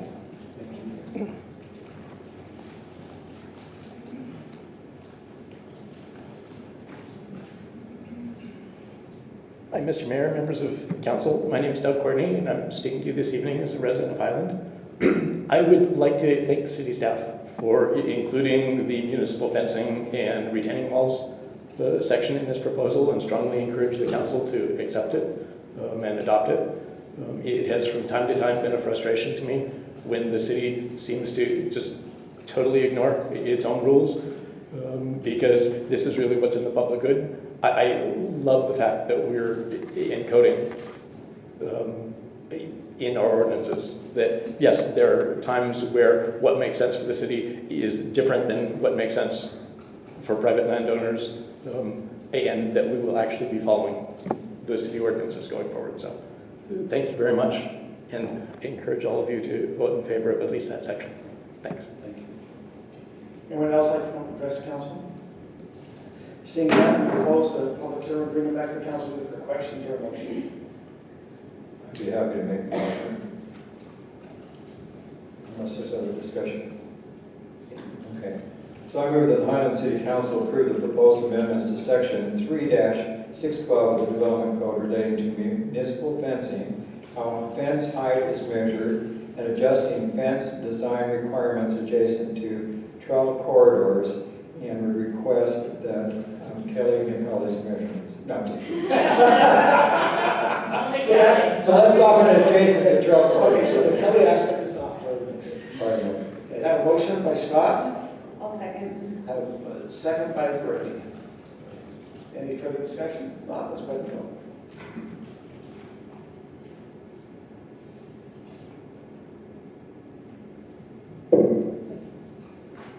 That passes 4-0. We'll now move on to item number 5, which is a personnel policy update concerning employees serving as elected officials. This is a resolution. Jay? Thank you, Mayor and Council. We bring this before you because it is an election year, and we have had in the past employees of the City of Highland who have run for elected office, and this is something that we just wanted to be able to address. State code, would you mind? State code 10-3-1108 states that a municipal employee may file for candidacy, and if they do so, they may be put on administrative leave. I'm just paraphrasing here. Number 4 says if a municipal officer or employee is elected to a public office, the employee may be given a leave of absence without pay for the time during which the employee receives compensation for service in the public office. So what we're doing is outlining what Highland's policy, you can see there's a lot of the city may do this. We are saying this is specifically what Highland will do, just for some clarity. So it reads, the Utah law allows individuals employed by a city to run for elected office. They will need to abide by all of the restrictions, and so this would be item number 13 in the section of the policy manual.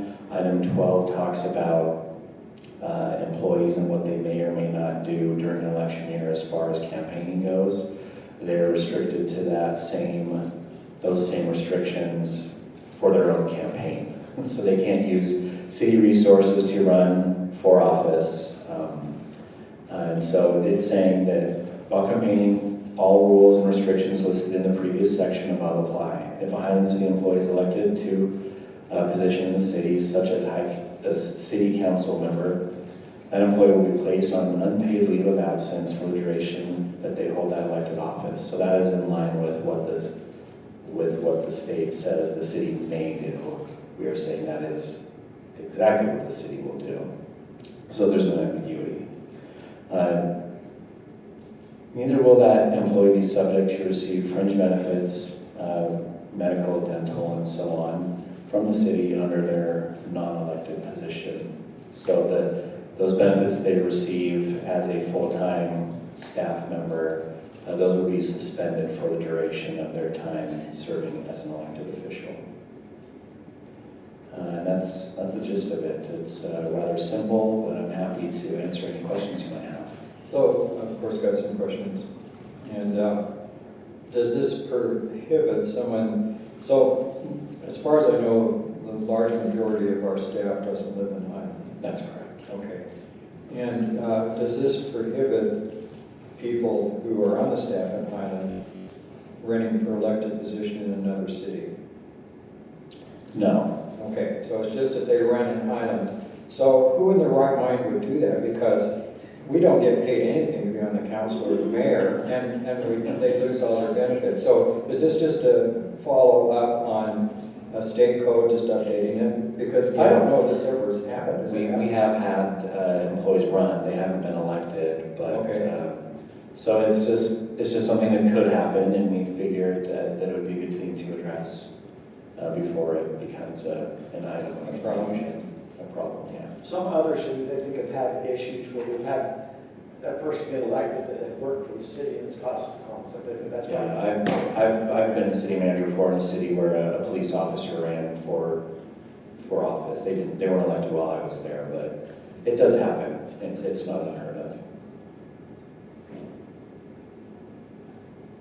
Just a discussion on this one. I'm great with that. I'm not a city employee. But Doug Courtney had a few suggestions about wording on this. I don't know if we can have him talk about that, but I thought they were really good suggestions in his email. I'd love to hear it. I don't have a problem, Doug, would you like to come and address? Come on, Doug. Doug Courtney had sent that city council email specifically about this items we're discussing. Yeah, hi, my name is Doug Courtney. The main big question that I had was the placed on an unpaid leave of absence, where unpaid leave of absence is not defined any place in the manual.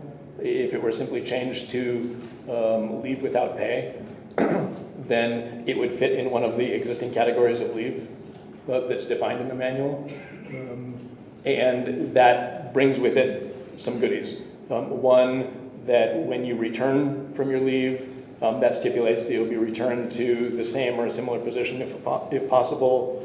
There were a couple of other items I mentioned in the email and I don't remember offhand. I think fringe benefit.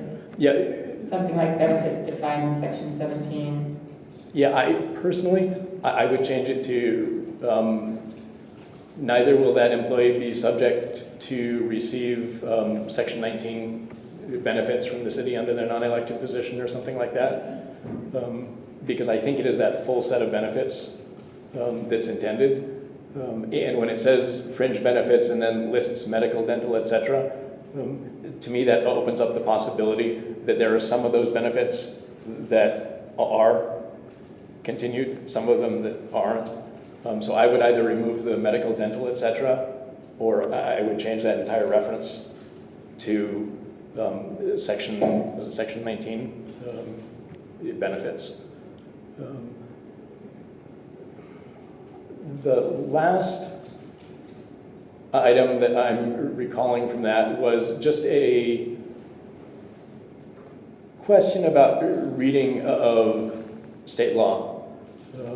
My reading of it is that an employee or officer who runs or is elected to public office may be given a leave of absence and may use vacation or other leave available for that period.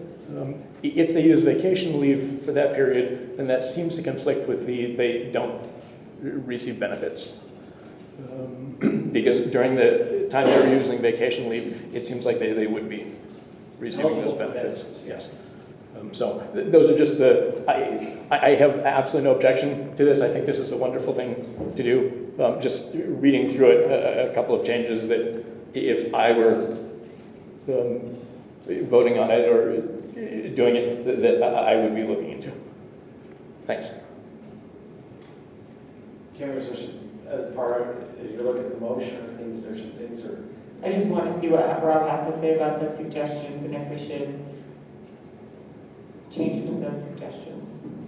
So on the first comment regarding the term unpaid leave of absence, I don't see, it could be good to clarify if you felt that was appropriate. I don't see a need to, because this is a special type of unpaid leave. The city does have another unpaid leave without pay type of leave that's categorized, which is given for very specific reasons that's defined in the policy. It's usually like you're on some kind of education thing or there's an extended illness or something where the city administrator can approve someone to be gone from their office. I don't know that we need to tie it to that because this is more of a statutory thing that this city can do, but I don't know that it would also hurt to tie it to it either. On the other things, I don't see the reference to fringe benefits, I think it's more of it's all the benefits of employment. Once you're put on the leave apps, you're not getting anything, meaning it's not just insurance, it's also, you're not accruing vacation or sick leave, you're not getting the education benefits that Highland might offer. It's kind of the all-encompassing thing, and I think it's either we can go more specific on it and list out every single thing, or Section less specific. 17. It's, the thing is that not all the benefits are just in 17, it's kind of throughout the policy of, it's one of the things I think that if this happened, the city administrator is going to, she's going to sit down and talk with them and say, this is how it works. I don't see it also as saying you don't get fringe benefits, meaning you don't get to use your vacation, especially since state law says you can. We wouldn't violate state law knowingly. But if you feel like it'd be good to make those interpretations, I think that could be helpful. I don't see a strict need for it, but policies they're not quite like contracts or ordinances where it's, this is more of a thing that if this very unique situation comes up, Aaron's going to talk with the employee, but if you'd like to make it more clear, I think, changing the term on the unpaid leave of absence issue, that could be helpful. Now, this only happens once they're elected. They can run and still be an employee. It's upon election, and winning the election and swearing in, that's when this would come into play. Right, once they take their office. Yeah, the policy, because the state says that we could place them on unpaid leave as soon as they declare candidacy. We're clarifying that we will do that once they're elected and assume office. So.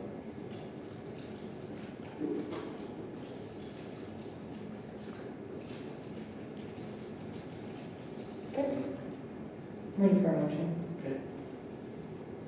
I move that the city council approve the proposed language regarding Highland City employees who are elected to Highland City office for inclusion in the Highland City Personnel Policy Manual, and just change that wording to unpaid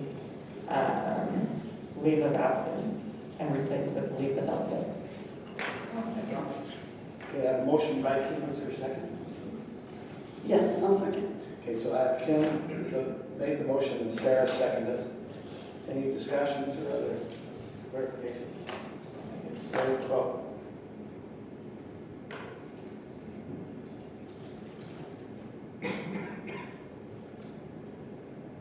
That passes 4-0. Now on the expedited items, we have number 6A, public hearing, which is a text amendment to the storm drainages. That is Kelly. Okay, thank you, Mayor and members of the council. Because it is expedited, I will go through it quickly. But on the 18th, this also came to the council, which is why it is expedited as a communication item, just explaining the confusion that's come up with storm drainage. We're talking about specifically on our parkway detail where we have public or city maintained landscaped areas, and it has become an issue in enforcing certain storm drain requirements where they're not wanting to bring in fill to bring it to the slope that we need it to in order to maintain our own city drainage on our property. We as staff recommend approval of this proposed amendment. This is a quick summary of the amendment. This is the main one that I would like to highlight, just fencing or walls associated with the parkway detail or other fencing directly adjacent to public property along public rights-of-way shall be set such that drainage flows at a minimum of 2% slope from the base of the fence perpendicularly to the curb and gutter on the adjacent public right-of-way. So that makes it very specific in code and makes it easy for us to enforce this 2% slope. That 2% is a recommendation from our public works and engineering departments. That's what they prefer. That's what we've done in the past, and that's why we want to codify it. It did go to Planning Commission, and they recommended approval at a 5-0 vote. And then this also would require a public hearing. Okay, so I always have this question, and I guess this would be a question to Andy. How are you going to measure the 2%? I mean, how do you do that? That's actually fairly easy. We just, you can either calculate it with a level and measure the level of the curb and level of the fence, or today most stores sell it what they refer to as smart level, or laser level, and you just lay it on ground. This is nothing hard to do or ambiguous. This is pretty, measuring this type of stuff is pretty standard for us. Everyday stuff. Yeah.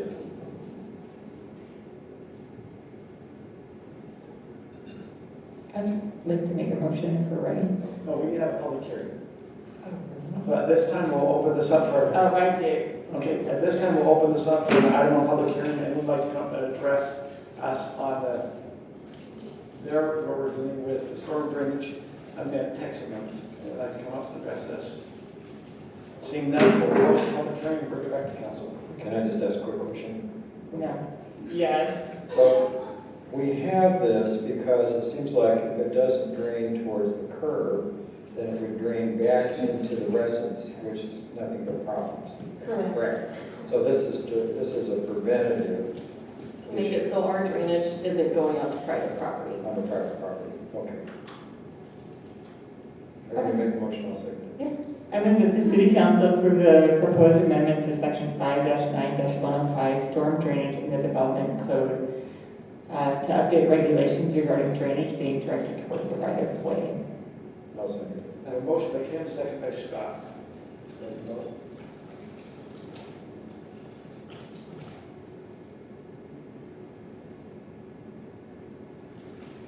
That passes 4-0. Now, on item number 6B, which is the ordinance of city records code update. That's the city's management of our records. So, Ron Patterson. Thank you, Mayor and Council. This is, I think, the third or fourth time we've seen it. We brought it last year. You reviewed it. You had some additional questions. We kind of delayed getting it back to you, and then we brought it back. You directed that we should just move forward with the code amendment, and then the city recorder, Stephanie, and I will be working on getting retention schedules for how long we'll keep schedules. What's tonight is not any of the retention schedules regarding how long we'll keep and then destroy records. It's just how do we handle the public's right to access records. You'll see there is a lot of changes, and it was hard to even put in the staff report all the changes. Mostly we're just taking out a lot of old things because the code is very old and referenced a lot of old state law, and we decided not to try to duplicate that, try to keep up with state law, so we just pulled out everything that was redundant. And probably the major changes, just so you're aware, the appeal process, again, if someone challenges the grammar request, if they don't like how we handled it, it goes to the city administrator, and they have more appeal processes with the state. Beyond that, we also clarified fees, and when we waive fees, meaning when things are in the public interest. We had a kind of an informal policy, this is just codifying it, so if something the council's talked about recently in the last 6 months, it's in the news, if it's regarding all the residents, like utilities or taxes, we will waive fees and give them access to records. Otherwise, we're just kind of conforming to state code and updating a lot of our policies to match. So if you don't have any, I'm sure you might have some questions, but it was rather lengthy, but a lot of the red lines were just removing extraneous language from the code. I would answer any questions. I move that the City Council approve the ordinance amending the Highland City Municipal Code, Chapter 2.28, City Records. I'll second. I have a motion by Sarah, second by Kim. Is there any other discussion needs to be had on this item? Okay, we're ready to vote.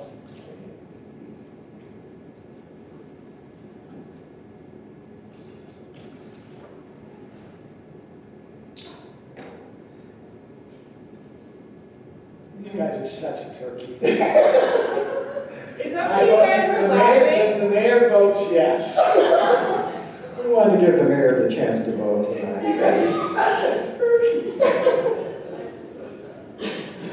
That You motion called that passes smart there. 3-2, with Councilmember Brittany Bills and Scott Smith voting against. What if they voted no? Because they wanted the mayor to vote. Really? What if they voted no? It would have been 3-1. I just think they're funny tonight. Okay. We actually support it.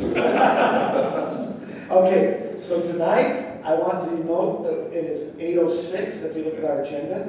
Our item is 8:05. We are on our agenda schedule. That's how we do. First time. Okay. We are now on item number 7A, which is, it says, Mayor and Council and Staff Communication Items.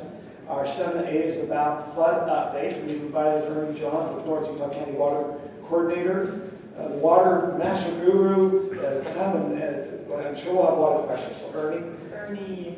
Thanks, Mayor. Good evening, everybody. Boy, it's been fun. And the fun's only starting. I was listening to the radio as I came in, and they said 50% of the water in the state of Utah is done. It's out of the mountains. And then they said, well, except for some places like Snowbird, and there's only 12%. And that's our drainage. I mean, so I look at two sites. Utah, or the USGS has Snowtail sites all over the state. So the Timp Divide sits right between us and Provo Canyon as you go up the Alpine Loop. And it's about, we've lost about 40% of that snow. But the Snowbird one, we're at 12% is always lost. There's a lot of snow up there yet to go. But I want to tell you this, I do not believe that any group in the state is better prepared than the cities here in North Utah County that have been working together along the American Fork River. We had multiple meetings starting months ago. We had started with 9 agencies and we ended up with 11. We had literally the Forest Service, Park Service, everybody from Tibble Fork on down. The county was involved, all the cities were involved. And we've prepared jointly so we don't duplicate effort. And I don't think anybody's better prepared than we are. We've done a really good job. So kudos to your staff and your city people because they've really been working hard. So right now I man the mouth of the canyon every night, 7 days a week from 6 p.m. till 7 a.m. the next morning. And then I try to sleep a little bit during the day sometimes. So the trailer we see up there at the rear is your trailer? That's my trailer, and I'm living there until we're done with high water.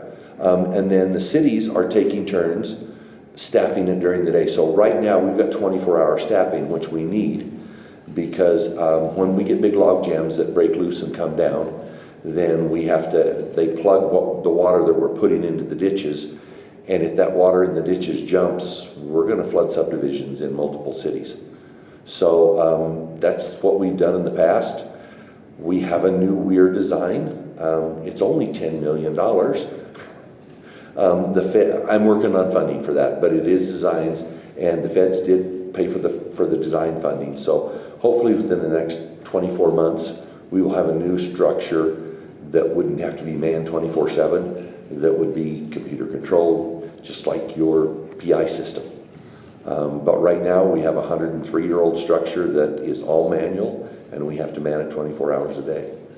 The good news is that gives us, when something happens there, then I've got time. It's like 30 minutes to get down to Hidden Oaks and to Pheasant Hollow. So if anything happens that I see there, I can call the on-call and have your people ready because high water hits in the middle of the night. It melts up high during the day, runs down, and we get our highest water between 12 and 2 a.m. 12. So I'm up a lot watching it. So far I haven't had to call, but everybody's ready and everybody's got together to make this as safe and as seamless as possible. So Ernie, as you look, where do you think, I mean, I got that is Snowtail the site you're saying you go watch a Snowtail? Yep. Okay, so I'm watching, we're at 273 cubic feet per second right now, or at least we were. That's at the check station, and that's at the Sawmill picnic area. But that number, so we have what we call a gaining stream. The American Fork River has stuff come in below it. We're actually running about 400 second feet right at the mouth of the canyon right now. Okay, we're running for, where do you think we start getting problems? What's your guesstimation? I think we're going to hit 600 this week with the temperatures we've got going. That's what I think we're going to hit is 600. I still think we can handle 600. I don't think we're going to get any flooding unless something strange happens. Where do we flood? Is it 700, 800? Where do you start? 750 is where it's going to start getting dicey. 750, you're heading down to Hidden Oaks, you're heading to Pheasant Hollow, saying, guys, get ready, we're now hitting at 750. Right, through the Alpine Country Club. There's homes down there that at 750, they're going to have water knocking on their door. So 750 is the number. Yeah, that's kind of the magic number. Where can we watch that? I mean, that's the gauge, the river gauge on the USGS gauge. That's the best place to do it. But your staff, Andy knows what's going on. He knows what's being added every day. He's on top of it. He can tell you what the flow is at the mouth of the canyon. Tayson does it, Jeff does it. They all know what's going on that flow level. Let me ask you a question. So you said we're only about 12% snow melt at Snowbird area. Yes. What percentage of that snow goes down Little Cottonwood? Which part goes down Dry Creek? What part goes down there? So we don't have a sensor on the American Fork side. I use that as a baseline to know what our high snow in our basin is. Right. So they're in their own drainage. They're going to get their own. Dry Creek is going to get their own. But that 10, 11,000 foot snow is just barely starting to melt. So we've got our own basins up there that have that amount of snow. So whatever's on the American Fork Canyon side, it's going to come down our river. How much when you look at the American Fork River, how much do you think that is on the flow? Does that make it? I mean, first thing, okay, 750. Is 400 of that coming off the Snowbird side? Or? No, so none of it actually comes off the Snowbird side. It's just an information. We don't have the site on our side of the mountain. So it's the only data I have rather than going up on a snowmobile. So you're saying above Sunset Flats, a Mineral Basin, Mary Ellen Gulch, all of those places, they're still in that same 10, 12% is all that's come off. And where did the 40%? You said 40% come off. Where was that at? That's a Tim Divide. So if you go drive the Alpine Loop, as you get up the top before you drop into Provo Canyon, you look off your right, and there's a sensor there. Sets at 8,200 feet. And that one kind of gives me that mid-level, snow, that 8,000 foot stuff. And it's melting. We're pulling a significant amount of that off. And that's where the water we're seeing tonight and today is coming down. And then as we look over at Dry Creek, over in the Alpine area, which we get some water coming through, is that low level water? Is that it's between the two. It doesn't have as much high stuff as the Snowbird does. So I would say it's probably, my estimate is they've got 25% have come off.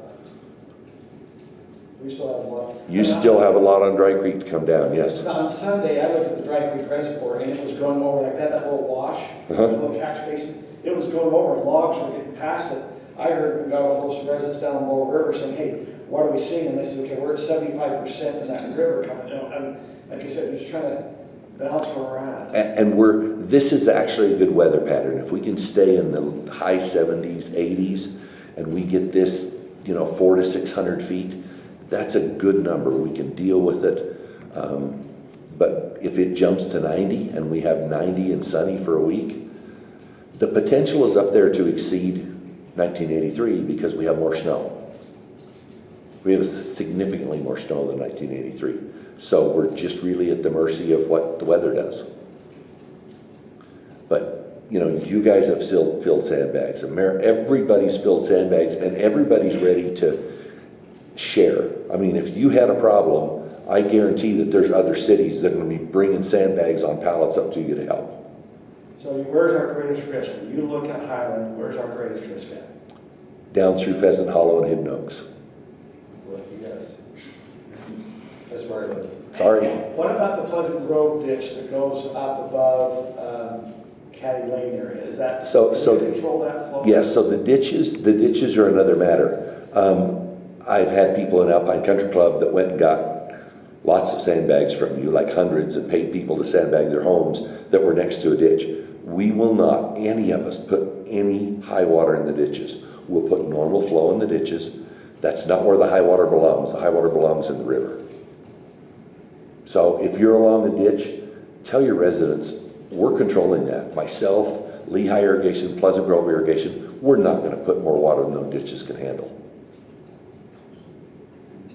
As we look at the Dry Creek Reservoir, as it starts to fill up, are they going to have a problem with that tops off at all? And I think our residents down there in the Highland Hollows, we're going to be okay, so they should be up high enough in that area. Can that be controlled?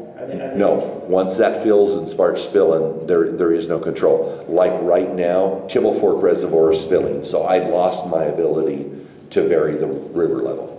So once it goes over the spillway anywhere, then we're at Mother Nature's mercy. So Tibble Fork's full and it's now spilling. And it is spilling up almost a foot over the spillway, yes.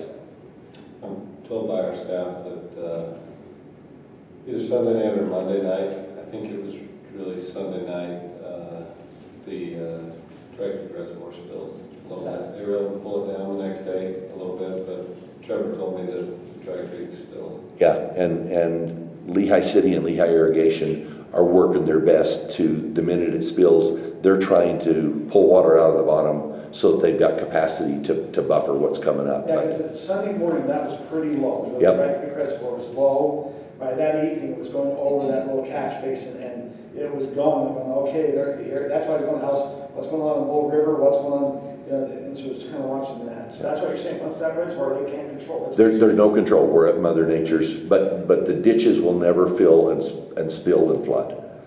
You know, there's so much that went on behind the scenes. We had the county EOD, the explosives group. We went up the canyon and we actually blew up 2 big log jams. And they came down then in a controlled manner. As the river went up, it washed the logs away. I deal with it because they mostly happen in the middle of the night. And then they come down and I was able to deal with it. The debris basin up there was nice one day, and the next day it was just full of wood, big logs and everything. But then the cities, as we've divided up the schedule, they go right in, they clean those out, because the more logs we can clean out of there, then that won't go over the lip. That debris basin will fill at some point, and it will spill over the top. So our whole goal is to keep those logs, get them out of there when we can, because that way they won't go down the river channel and affect any of us. Council, any other questions for? Thank you very much for your efforts. Already, it's a lot of hours. I gotta tell you, thank you. You're important always. It's a team effort. Everybody's pitching in, every city, every agency. You know, like the county, they didn't charge us anything to go up and do that. They could have charged us thousands of dollars. They used it as a training exercise. It was really nice, but everybody has been working. UDOT rented 20 excavators statewide, and they pre-positioned them in specific places. We have one in American Fork Canyon that UDOT will keep there for the duration, so that if they have any problems, they will move it up and down and deal with logs on the river crossings. The irrigation company, we have one there at the mouth of the canyon that the irrigation company will pay for. We've used it twice, probably 15 minutes each time. But if we didn't have it, we would have been in trouble. So a lot of work went into this. So I walked around the weir up there. How do you keep that from plugging up? I mean, the water's moved several different places. So I have actually, my background's, I'm an electrical engineer, so I built some sensors and I have some alarms so I can set those. And we're concerned about, as the water comes up quick, Councilman, that if a log jams under a gate, so we're passing water and it comes up quick, that could flood a ditch. We have an alarm, it's manned 24/7. We immediately go up and open the gate and put it into the river channel. So that's how we do it. Once we get the new weir in, it will be phenomenal. But until then, we deal with the structure. So let's walk through. So we now are 750 coming down. No, we're 400 today. 400, but when we hit 750, what's the line? So you're going to call Andy, or you call Chad? So I will call the on-call number for every city. If we cross right now at 400, 450, we've handled it flawlessly.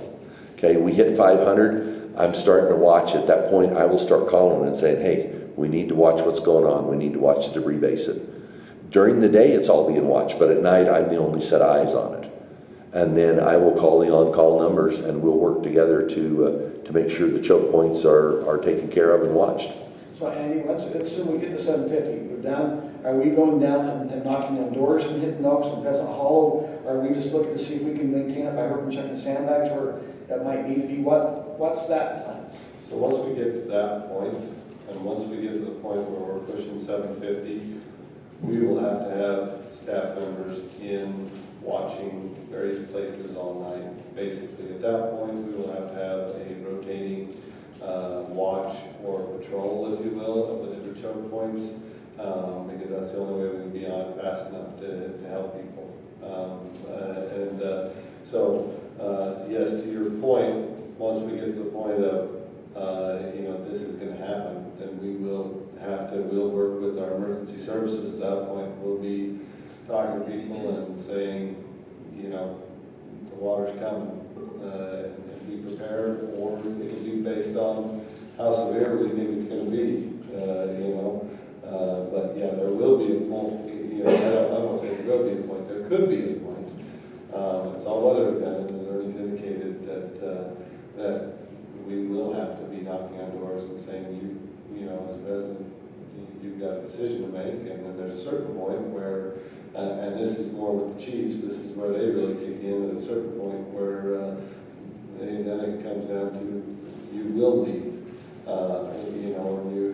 And there's various stages of that, but it's likely to not be something that we can't predict exactly day to day how much water is going to come down, but it's trending, right? And so we will see it trending, and we will be watching the river, and we'll be seeing it coming up, and we'll be saying, okay, end of this week, we're already at, say we're at 600 CFS, and we're at 82 degrees, and for the next 5 days it's 90 degrees.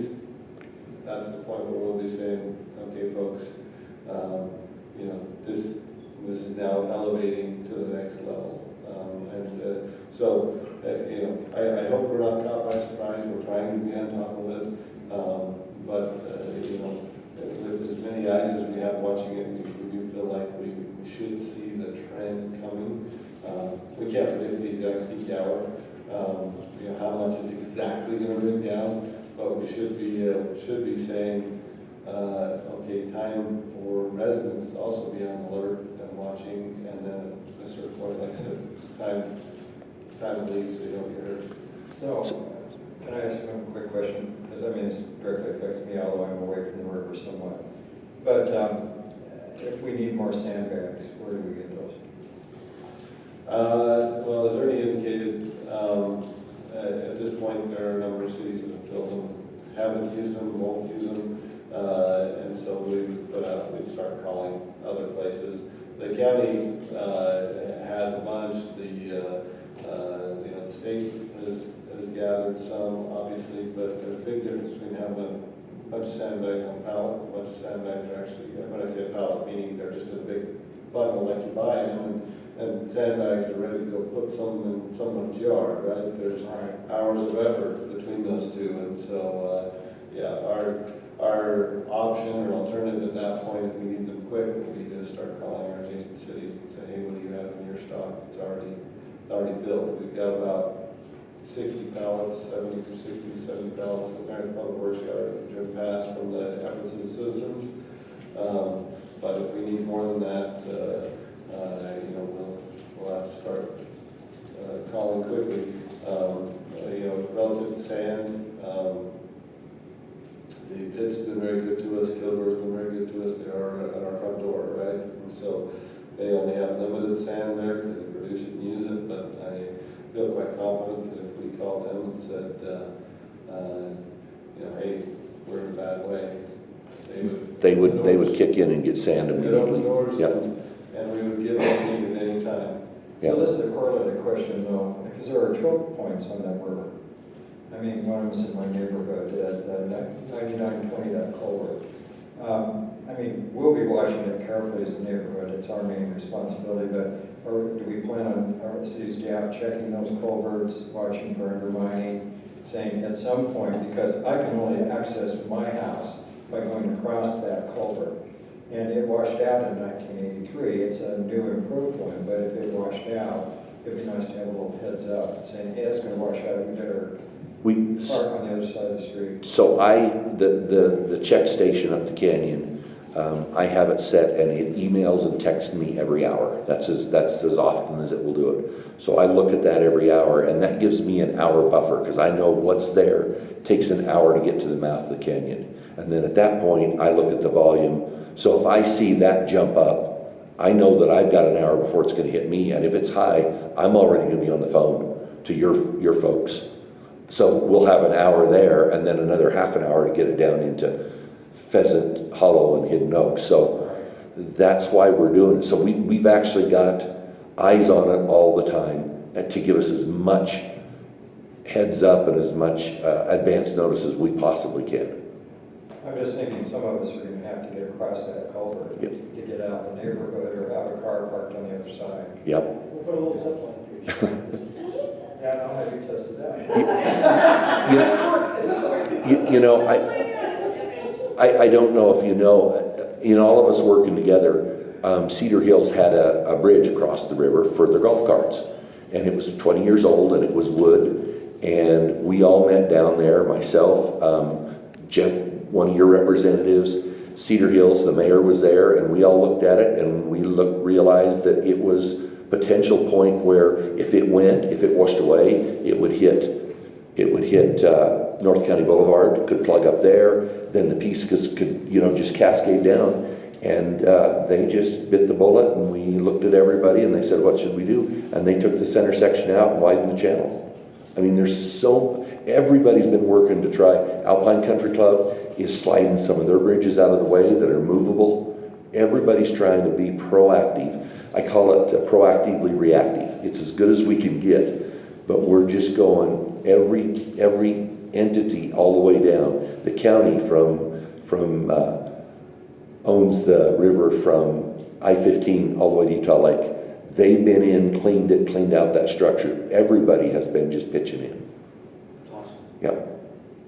So thank you very much. You bet. Thanks.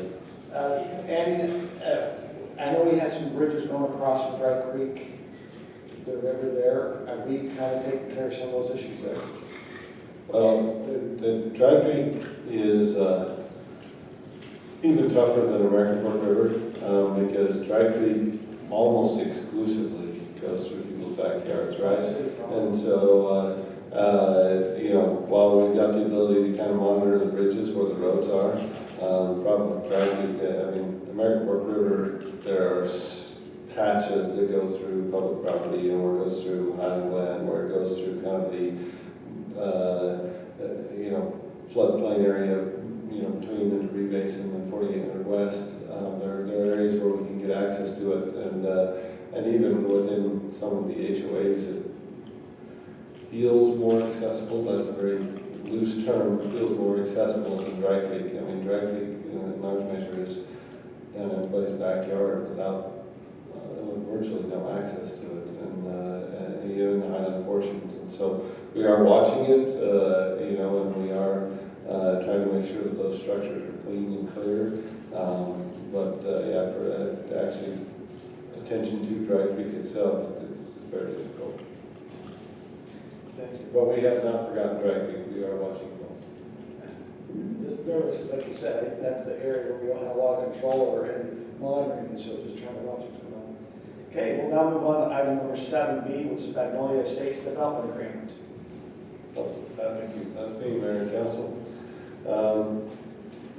Okay, so just a little precursor to what we're talking about. So many of you may have heard of this property called the Kevin Yu property. I believe he was a former owner. He has since sold it. It's the highlighted parcel on the map, and just as a reminder of where we are, the road on the south is SR92. You see on the right or the east the gravel pit, a little bit of the gravel pit. The road on the north is 11200. And then up the west side is 4800 West. And so this is the property that connects Manor Drive with the Spruces on the east, and has been the subject of a lot of discussion over the last years. And so the properties, the undeveloped properties, both the U property and the property to the east, two separate owners now own them, but they are partnering up to do a development. And their engineer has been in and visited with us and shared with us their plans. Let's go to the next slide. So collectively, they have 7.85 acres. Now, per our development code, the way that we calculate how many lots you can have, you divide that by 40,000 square feet. So I forgot to preface that this is R140. And so that would give you 8.54 lots. Now, code says that when there's a percentage, you have to round down, right? So they really only get 8 lots. Now, of those 8 lots, 2 of those can be 20,000 square foot, because the code allows a little bit of flexibility to adapt to the land. But the way that because they have to round down to the 8 lots, they actually only we're going to look at 2 different concepts for this. On the primary concept, or what they would be allowed straight out per the development code, they only have 8 lots. So this is, it has not been officially submitted yet. Our discussion tonight is a little bit of a precursor to them submitting, because what the council determines tonight will have a little bit of bearing on what they submit. So, and what you see is just those 2 properties zoomed up here, right? So Kelly, can you go back to the first slide, just in case? Okay, so there's the 2 properties that Kelly's indicating there. Okay, go forward. So what we're seeing is that as staff and mayor have worked with the developers, what we've come up with is a plan whereby the roads in the Spruces development would be connected to Manor Drive. The connection would not go through to Snowflake, that would be on the site of Snowflake, because there's no portion of Snowflake that's actually in the Spruces.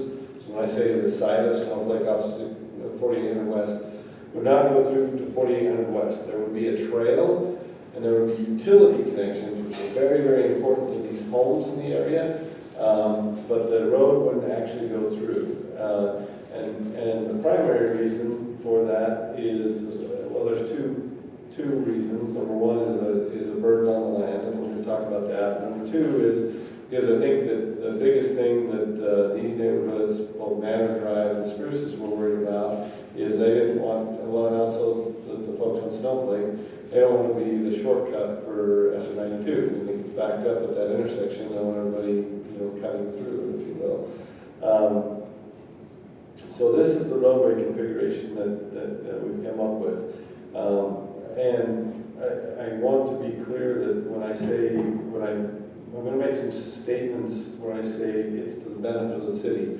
I'm not talking to the city as a whole. What I'm talking about is, we go back to the first page. I'm just talking about to the benefit of the residents that live on these 3 developments, because this roadway configuration we're talking about is simply to provide a second access for all those homes on Manor and for all those homes in the Spruces area.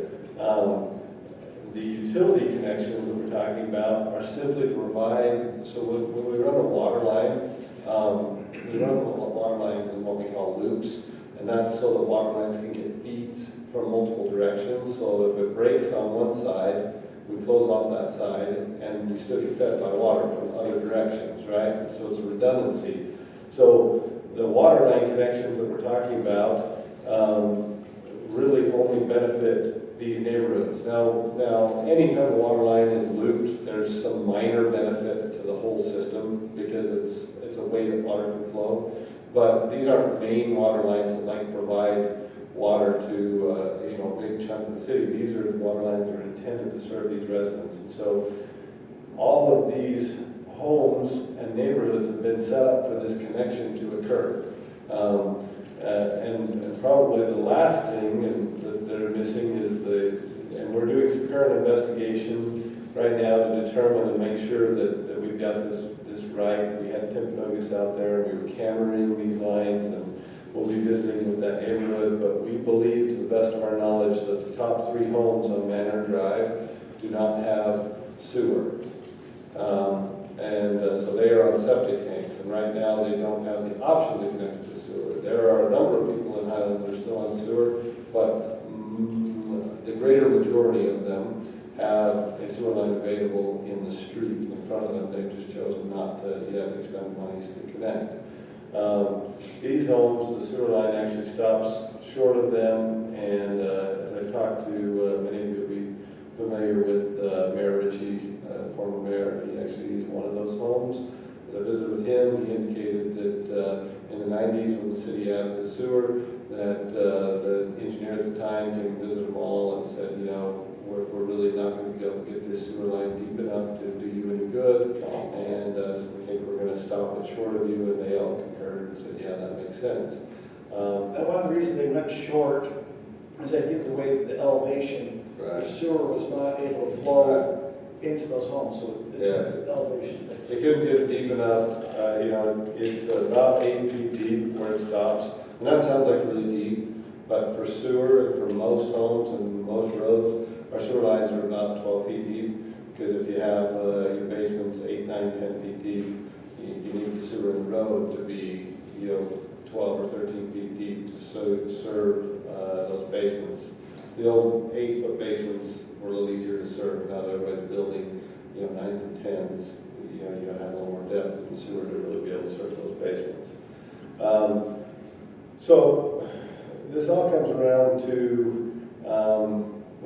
the principle that in land use is referred to as a roughly proportionate exaction. And so anytime that a development comes into the community, we exact certain improvements from that developer. We say, okay, if you want to have lots, we want to have streets, we want to have utilities to serve those homes. And so the laws over the last several years have evolved to the point, and we saw this a little bit with what happened with Steve Maddox just north of here, where we got some word back from the Ombudsman's office that you know, there's only a certain amount that we could exact for the burden or the benefit that the developer gets out of that. And so in this case, the city has needs in that these residents have needs, not the city as a whole, but these residents have needs to have these utilities finished and to have the opportunity for sewer. So what we have talked with the developer about is, and we go back now, so, oh, sorry, go back, I apologize. So if you look on the bottom here, so technically they have to round down, so they get 8 lots. What we have talked about with them is if the city was willing to let you round up in this case, because of the specific circumstances of this development, you'll notice they're at 8.54, so they're even over the edge, right, the rounding edge, and you got an extra lot, would you be willing to do a few things for the city? Because if you go to the concept plan, the developers of the west property, and it's the Nelsons and the Lloyds, and I hope I get it right, but the Lloyds are on the west and the Nelsons are on the east. Kelly's telling me I'm right. Okay, I don't want to put my foot in my mouth. The Lloyds feel like they have an extra heavy burden. They feel like that pendulum of the scale of how much is being required from them to how much benefit they're getting is a little out of proportion. They look at what the Nelsons are having to do, and the Nelsons are having to put a very simple, straight road through their property with very simple, straight utilities, and they say, hey, this isn't fair, because we're having to do basically a whole extra road, we have to do these extra utility connections, and now, city, you want us to put a sewer line down to Manor Drive, and we don't need that sewer line, we just need the sewer line that runs east-west, right? And so, we have talked with them about the opportunity of giving them an extra lot. And so if we go to the next, so what the lots below the road would look like, there would actually be 4 lots instead of 3 lots. So this is what it would look like below. So yeah, there's the 3. What's the size of those? So let's look at the size of those 3 lots. 3 lots, yeah, let's look at the 3 lots. So the lot 8 is 39,000. 38,000 on 7 and 37,000 on 6. I know that's kind of confusing, but they're all 39 to 37,000, right, in that area.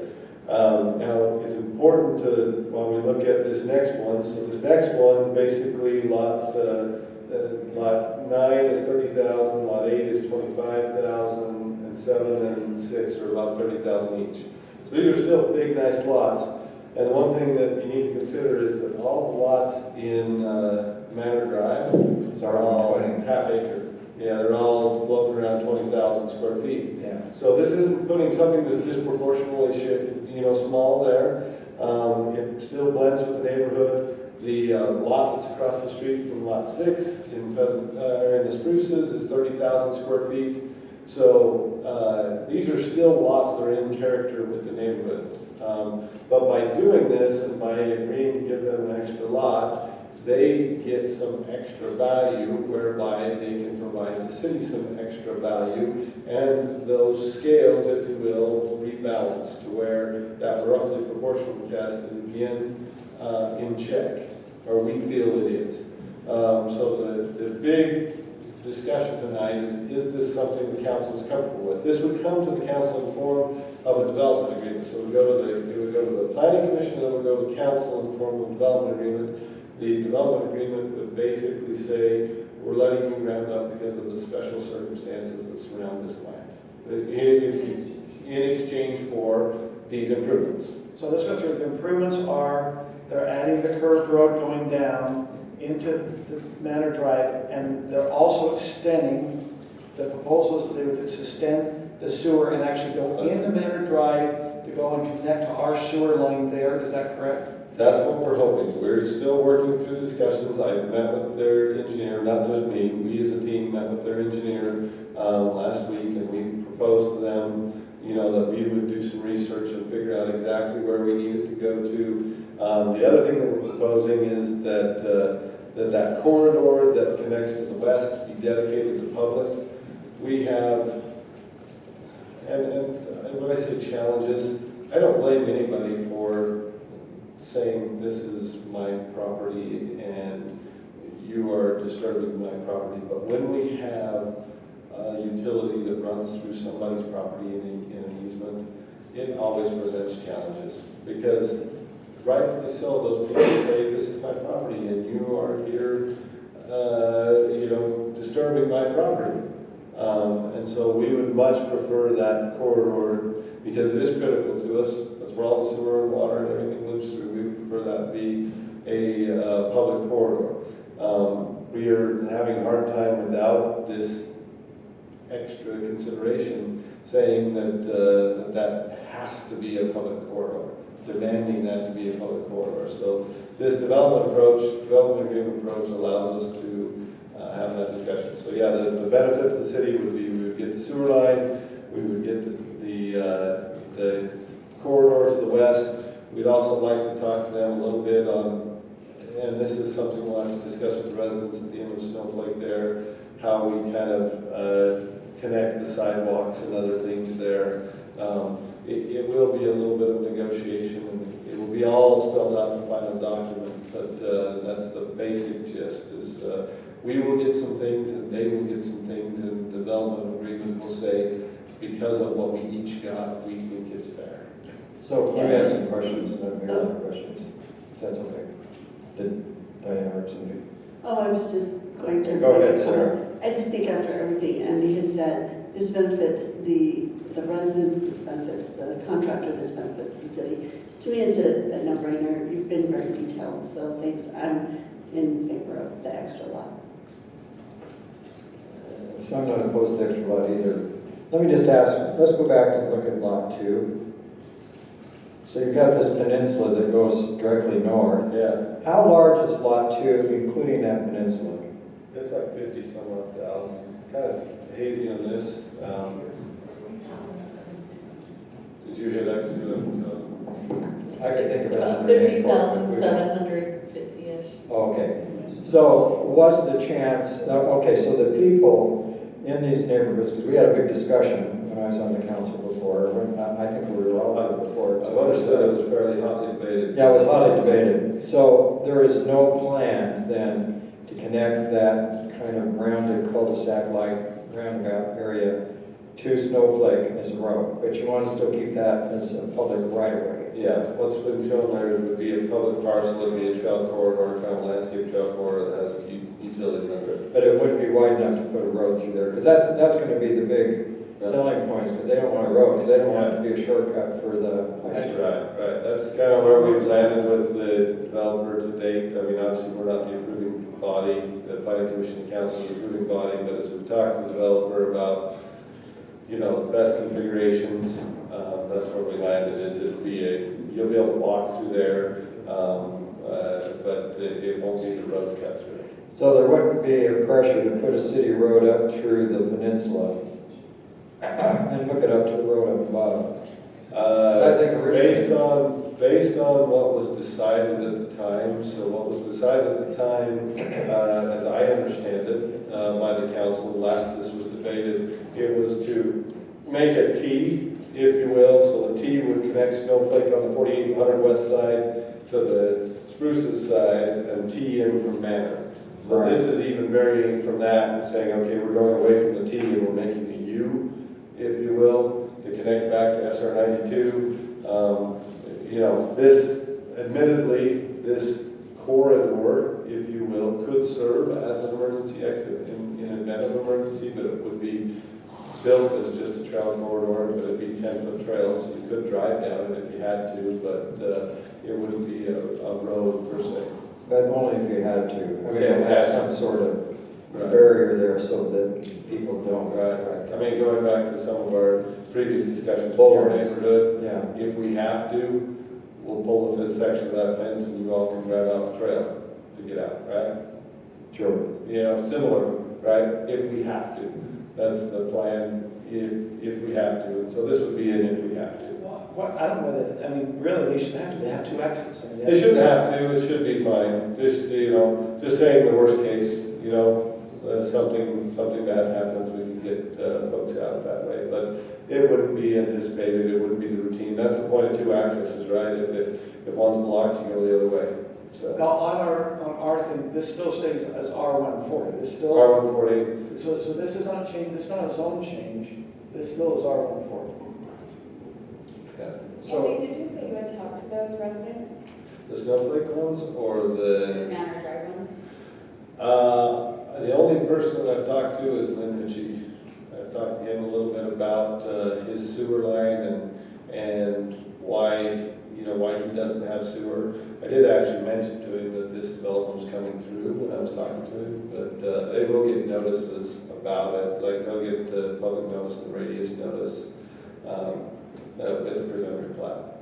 It would seem to me like it'd be a good idea to maybe talk to him a little bit about this plan, because he kind of led the opposition to connecting Manor Drive. Now, I think this is a much better option than what we decided before, but maybe it'd be nice to kind of talk to him and say, look, what do you think about this? Because he's a reasonable guy. Yeah. And I think if you got his support, I think you would dampen down any opposition from the neighborhood from south, or at least decrease it. Yeah.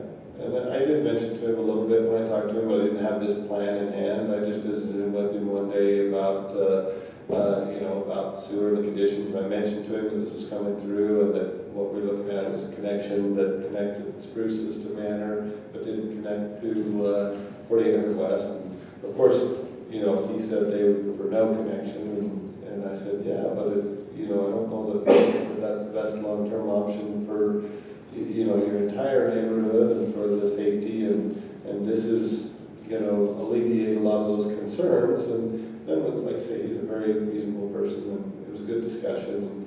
But I agree it would be beneficial to have a plan in hand discussion. Yeah, I think that's a good suggestion. Anything else on this? I mean, is council, once again, this is this discussion item. Do you see that there's city, like you said, I think what Sarah's saying, the city benefits, residents would benefit, I think this benefits the area.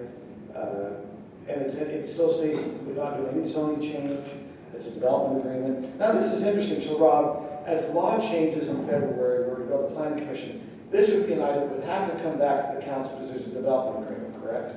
Correct. It's a development agreement that changes the default rules under the city's code, so that would still have to come through for the council's approval. This is the If for some reason this took until next year after February for the plat to come through, that would still be the new review process, but it would be reviewing it under the development agreement that the council approved. Mayor, can I clarify one thing you said, just to make sure we all understand? It's not a zoning change, but it does allow for one more lot than R140 does allow, right? Yeah, it does, because what we're doing is instead of, in our code, we said we have to round down, Right. we're allowing them to round up, but we're also to me, I understand what you're saying. What we're saying is we're exchanging, we want you to put the following improvements in, this is your benefit, this is our benefit. Is that what you were trying to have? Yes.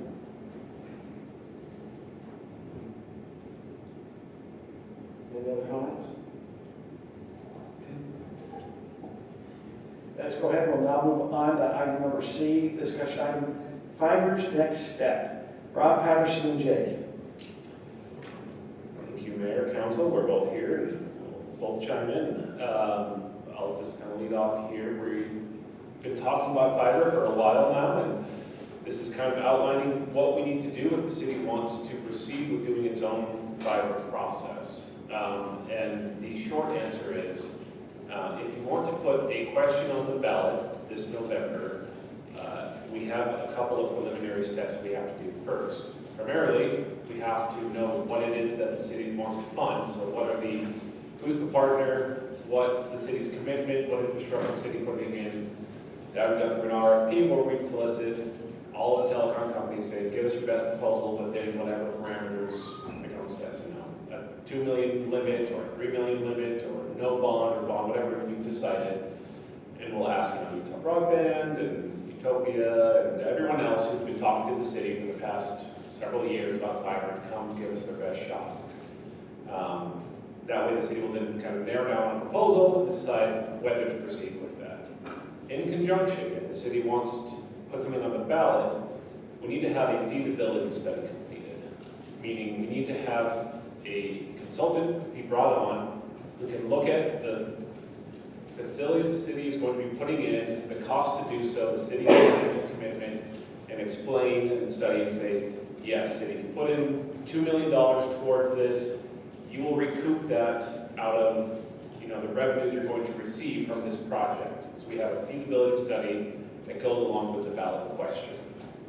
So if this is something the council is interested in moving forward with, we will need to issue 2 RFPs kind of simultaneously. One for the private partner, telecom partner, Utah Broadband, or whoever it is going to be that will actually partner with us on putting the line down, and an RFP for a consultant to help us put together that feasibility study. We'd want to kind of run them simultaneously because we're kind of on a clock in order to get all that put together prior to our deadline to get something on the ballot for November. So there's a lot of pros and cons with partnering and different things, and we've talked about that. So the partner we'd have to put on the ballot and do it, these steps that you're talking about. What if we just allow any of these companies that want to have a franchise agreement, just Let the free market go? let the free market go? What happens? Then we don't do anything. That's an option. And that's where we're at right now. A large portion of the city is covered by a service provider. What that will do is parts of the city that are not so financially advantageous for a private company to go into will remain underserved. What will happen, the Ridgeview will go first, then this will go, the Ridgeview will go. Now, if we do a franchise agreement, Rob, are we correct that we can put in there saying, Utopia kind of worked out, we could work out and say, hey, if the city ever does opt, we have that option to take that as a take rate or to do something with that service, right? Yes, and we've actually put those provisions in both of the pending franchise agreements, one with Utah Broadband and one with Utopia. Basically said we had the option to purchase their facilities they put in if the city does its own thing, or if we do partner with them, we get to use whatever they put in as part of the take rate. We don't get to offset what they've already done. That's kind of if the city wanted to partner with them, not saying we ever had to. Again, you could just do the franchise agreement. We'll always still do franchise agreements because the city is required to allow private telecom companies under federal law access to city roads. What we would do is just say we're not going to try to supplement those areas that are basically the lower density areas that are more expensive for Comcast or whatever to run a line through.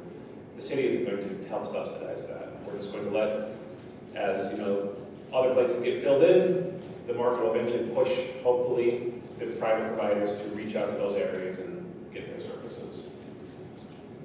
So we need to, because it's not critical, because we're going to put on the ballot for this November, we have to get the RFPs out. Then we have to get those back and decide which we're going to go with. Then we go do a feasibility study, and we have to have it back in time to put it on the ballot. I don't know, I'm going to say, if you look at the timing, Yeah. it starts tomorrow. Yesterday. Yesterday, I mean. We would put out an RFP like we'd have to do within like the next week or so, trying to meet. Is it the all those timing timelines. is we have to, you know, and once again, when we looked at this as a private partner, the private partners, they, other than Utopia was one, we all know what the proposals were. You know, this Utopia versus Utah Broadband, we went through several of them. So what's the direction the council would like to give on fiber's next steps? Mayor, if I could, just one more comment. Just confer to Tyler, we have not allotted money in the FY 2023 or FY 2024 budget for a feasibility study. What do you think that cost would be? 30 to 40? Yeah, sounds about right. About 30. So we'd have to spend No, 30 to 40,000. Go with the RFP, which will take a lot of staff time on it. They're fine to do that. You know, and then you go after 30, it would be 30 to 40. They're fine to do that. I know, I'm just saying. What are you supposed to say? They're not fine to do that? What's the other? They're not fine to do that. We will happily do whatever you direct us to do. That's really what this is about, Mayor, is we felt, so since the work session, we kind of got your direction, but since then, we've kind of felt like we've heard rumblings of thinking a different alternative, and we don't want to invest staff time in this project if it's not something that council's interested in pursuing. So what's say? I'm currently leaning towards more allowing the franchise agreement and making sure that we have, like that would count towards a take rate or something later. That's where I'm leaning. I'm with Brittany on that one. And I just don't know that it's worth the time or the money right now to try and hurry get it on the ballot. I'm in agreement. Did you say you're in agreement? Yeah. Wait, are you? What are you saying, Scott? I'm in agreement as well. You're in a pickle here. Okay. Well, the reason for that, let me just explain, is I'm really apprehensive about getting a partnership. I mean, in the ideal world, if we had lots of finances, I think it'd be a good risk to take. But I'm really nervous with our city finances, and I don't want us to get into more debt. I mean, I just really want to live for the day when the city's debt-free. Now, that's just a personal bias, I guess, but I think we better just allow the franchise agreements and let the free market go. But I don't know. There would be some places that were underserved, which is unfortunate. Well, and I've been trying to watch my service. The city here, you're on fiber. If any of you are on the city's thing, if you do a speed test, you'll notice, I've not noticed my download is really any faster with the fiber. I've mentioned this before. It's the upload really what you're getting with fiber. And I'm now getting 1 gig at my house, and I'm testing it. With, and I'm okay, I'm getting pretty good speed. It's the upload, but my upload is not. I'm not a programmer. And I asked one programmer that came to our open house. They said there was one time they had to go to work to upload a big project, but other than that, they said, well, are we really going to do it just for those unique situations? So I'm actually in favor that let's let the free market, let's let it kind of go. I'm with Scott. I'm not really excited. I understand there's times that we've talked about, is there good debt versus some bad, that you're good debt, maybe you're having revenues, they're paying for it, it kind of gets out there. But I've always been looking too. I've been telling people, hey guys, 2027, cities out there. You're out of debt. We're going to be one of those rare cities. And a lot of people go, hey, maybe you could have done some projects. Yeah, but there is something about being debt free. Well, I think it opens up a lot of opportunities, personally. So I think let the free market work. So I think we've got our answer. The 4 council people here, and the mayor's support, let's let the free market go. That'll bring Kelly up to work on fence issues. And encroachments. And measuring Yeah. everything. Oh, and the fence measuring. Yeah.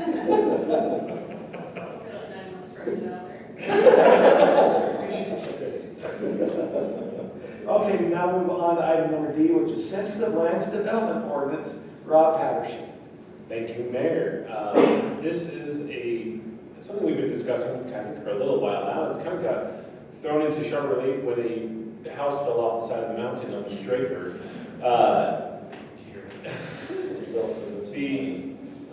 We have some code provisions in our development code related to sensitive areas, but they're not very well defined, and there's not a lot of regulation about what we allow or don't allow, what we would require before allowing building on, say, a very steep slope or a potentially unstable soil area. State law allows cities to regulate that. We just haven't really done a lot in that area.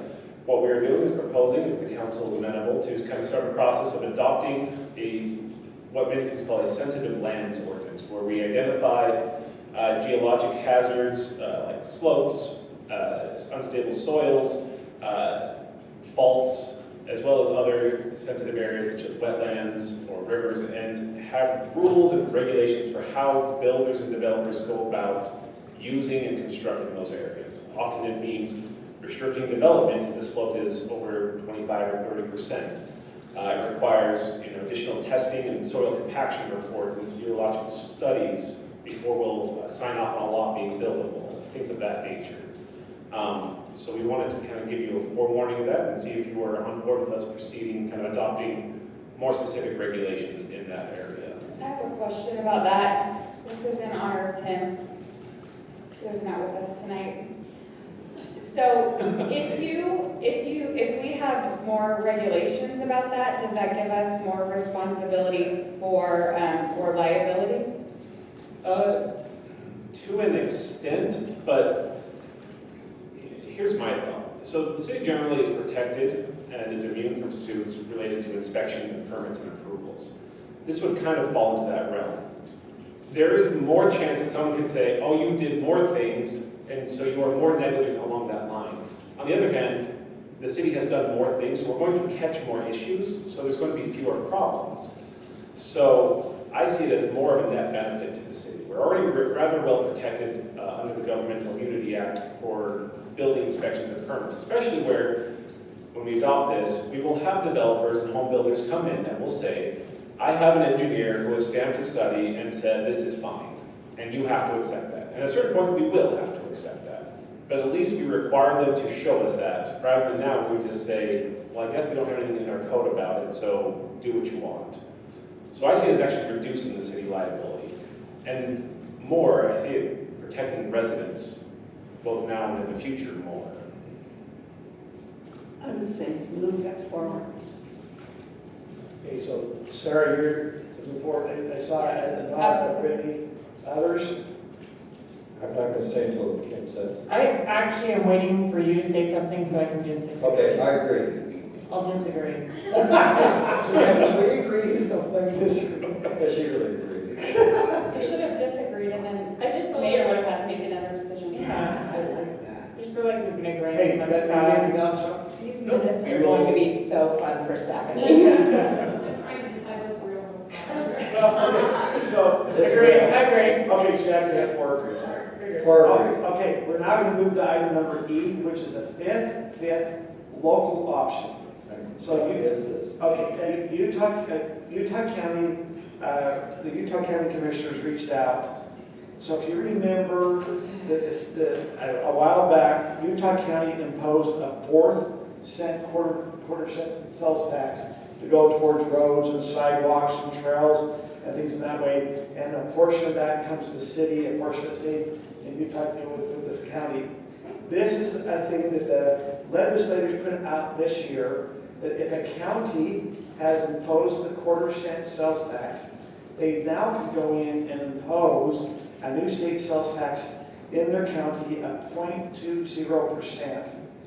And they call it fifth. And this is how the money would be separated up. It is a tax increase of sales tax.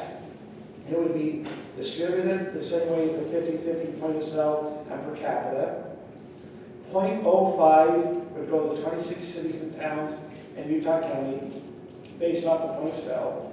0.05 would go to Utah County, and 0.10 would go to the Utah Transit Authority for Utah County for the first 3 years. And also for the first 3 years, and then a 0.05 to the state transportation impact fee. Now, in my opinion, what this is trying to do, it's always UDOT or UTA trying to find a way to put a tax to say, hey, this is an easy way to get it in, and we'll give some money to the city so no one will cry. No. So we need to now there's an example. For an example, if the fifth option produced $30 million, the distribution would be as follows. 0.05 would come to the cities, or $7.5 million would be split between the 26 cities and towns based off the point of sale per capita. 7.5 would go to Utah County, and 15 million would go to Utah Transit Authority. Now they're saying for Utah County. My concern is it's only for Utah County for 3 years. So we're paying the sales tax, but it's only for 3 years. They're guaranteeing that will stay in Utah County. That's what it says right here. To Utah Transit Authority for Utah County for the first 3 years. Doesn't say what happens after that. Wait. But it says these TTIF funds have to be used in the county where the revenue is generated. Okay. So hopefully, I don't know where they didn't say that it just stays in the county. Anyway, we need to know as a city, are we going to support this fifth? And if such, that we need to send an email to the Utah County Commissioners. This is a tax that the county commissioners vote on. That is, this is them voting on it to institute it in the county. So, It is not on groceries, it is on prepared food. where are you reading that? Is that? Prepared food is subject to state and local options, so smart groceries are not. It doesn't have that then.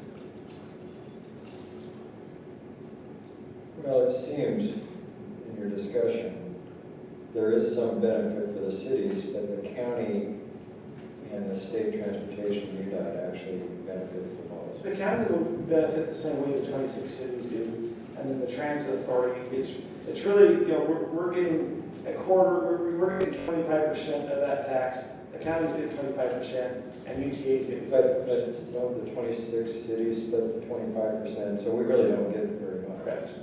How much are we getting on our quarter cent sales tax? About 170,000, do you think? Would that be apportioned by population? And it's the same way they did their 50-50. It's point of sale and per capita. So if we have generate the point of sale here, then it's by population. I say no. I'm kind of leaning towards no too, because I think the benefit we get from it is very good. But I don't know, I'd have to study this more. I'm in Grimm's County, I need to stay in just a little bit more, but my gut reaction is no. Maybe it's approximately twice your estimate there. 340. We had budgeted 330 for this year. So what do we assume that this, our 26th of the 25% would be similar? It might be a little low. I mean, It's probably less, I would think. what's the population for Utah County? High, Warren, Provo. The ULCT, it had an attachment that Oh, that's right. outlined it. Sorry, I'm trying to find it really quickly. I remember seeing I that. thought it was like 130,000. About 130 for the city. If we're gonna raise the tax on our residents, let's do it so it benefits our residents.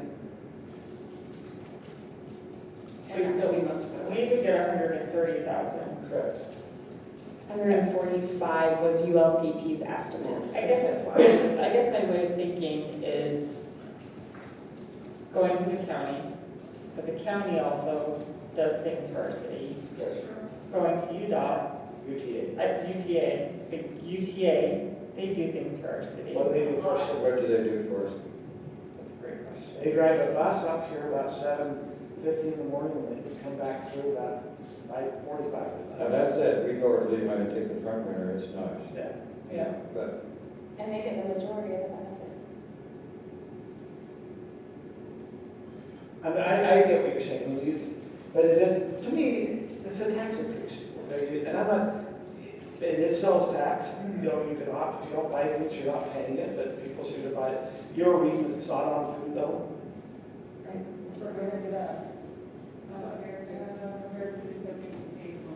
It would be on the same thing that all the other sales tax are generally imposed on, so most grocery sales there's a state tax that's much lower for those, and they say you can't cities, you can't quote additional sales tax. So it's all the other things, so your car sales and your other goods and services, other than the groceries, basically. Okay. Okay, I think we've kind of heard from three. Kim, what's your chime in on? I just say no on it. Okay, I think we've got it. So we can tell this to the county, but I think it'll be the same thing as it happened before. Well, we're one city out of 26. Yeah, that's right. Voice our you know, You know, we're not in favor of this. Okay, on number F, which is the financial reports for March. And we're pretty close on time. We're just 2 minutes off. I did say 9:13 to end the meeting. That was my pool. Oh, that's okay. Is there anyone else closer? Stephanie? What do people win at this pool? I've never participated. Why is it they win, Stephanie? By they guess the time the council goes. What is it? A delicious candy bar. A delicious one. Oh, what type of candy bar? Their choice. It's an assortment. Okay. Okay, Tyler? Thank you, Mayor and Council. In the spirit of delicious candy bars and other things delicious, 3 seconds. I just want you, I do not know these times, and I do not accept any bribes or anything for these times. So Totally neutral. 3 seconds is the time limit on this competition. Can anybody name the largest expense that went out in March? Lumpy public safety. 8. Garbage. No. Mount Ridge Park. Related to a park. Sontag for the playground. I got That's better than against the time thing. You're gonna stand on the gumball machine. Sontag.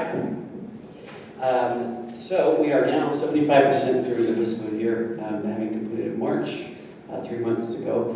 Some exceptions there with regard to some revenue, like the sales tax that will actually go for another 5 months. So some highlights here: general fund tax revenues at about 79%, as mentioned 5 more months ago. Licenses and permits revenue, that is at 85%. We did see a pretty hefty month in March compared to prior months this fiscal year. Also some, as you're aware, the winter was very abundant. So within the general fund, we are keeping an eye on streets and roads in general because snow removal was particularly costly this year. Open space, still no change from February with regard to property sales. Still 146. That's well above what was budgeted, but no activity during the month of March. Road capital, continuing to work on the 1600 West project as far as reimbursements with the participating agencies. That reimbursement we anticipate here at the end of this fiscal year, probably crossing into fiscal 24 to get that closed out. Also impact fees, as we've indicated in prior months, some shifting there, and so the fiscal 24 budget does estimate and project some conservative figures for impact fees in the next fiscal year.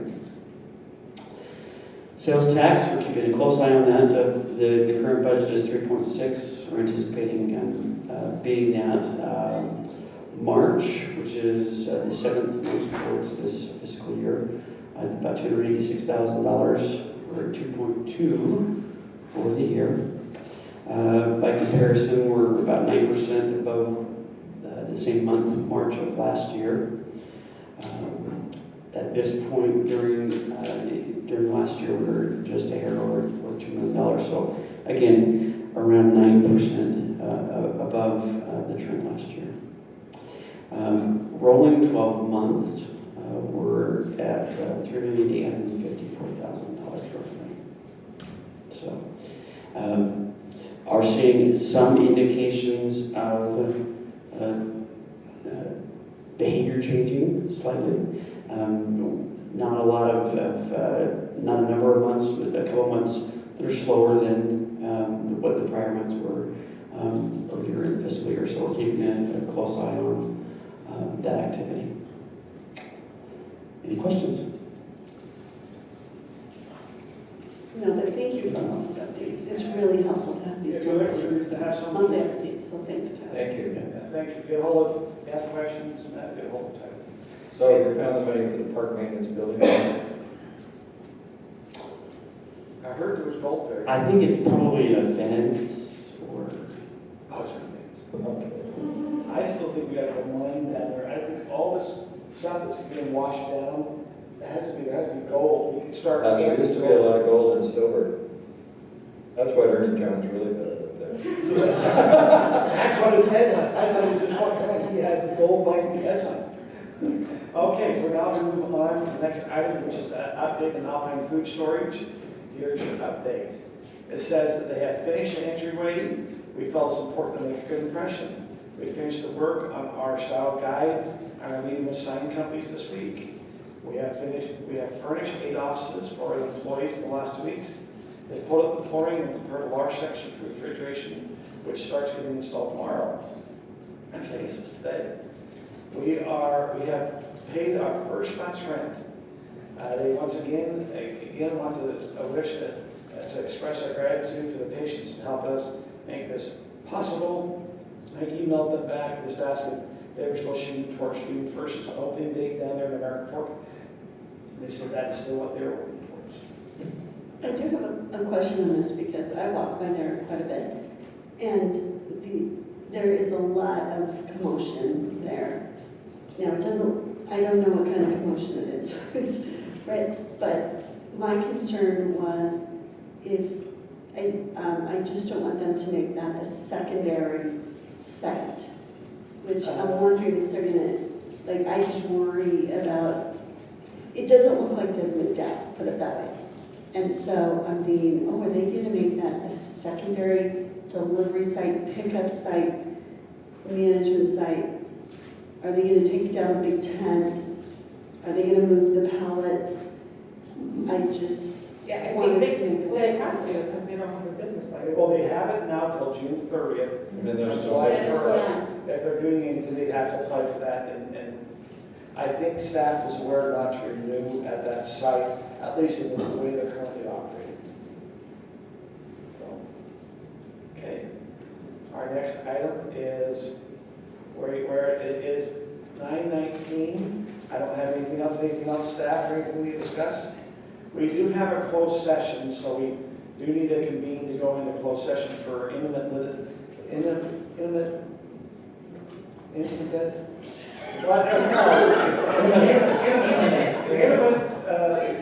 reasonable imminent litigation. Here's your motion. If there's nothing else, do we need it? Would you like me to make that motion, Mayor? Yes. Okay, the Highland City Council is it says as recessed. Will recess the regular city council meeting to convene in a closed session to discuss reasonable imminent litigation as provided by Utah Code annotated 52-4-205. Okay, thank you. I second. Okay, a motion by Scott, second. All in favor? Yes. Okay, we're And now can we closed announce session. the winner of the pool? Well, are you really done yet? No, Yeah. so you're classifying this as 9:20. 9:20. Who won? 9:20. And the winner is Aaron. What time did Aaron say? Aaron said 9:50. 9:50. You guys really do not have a lot of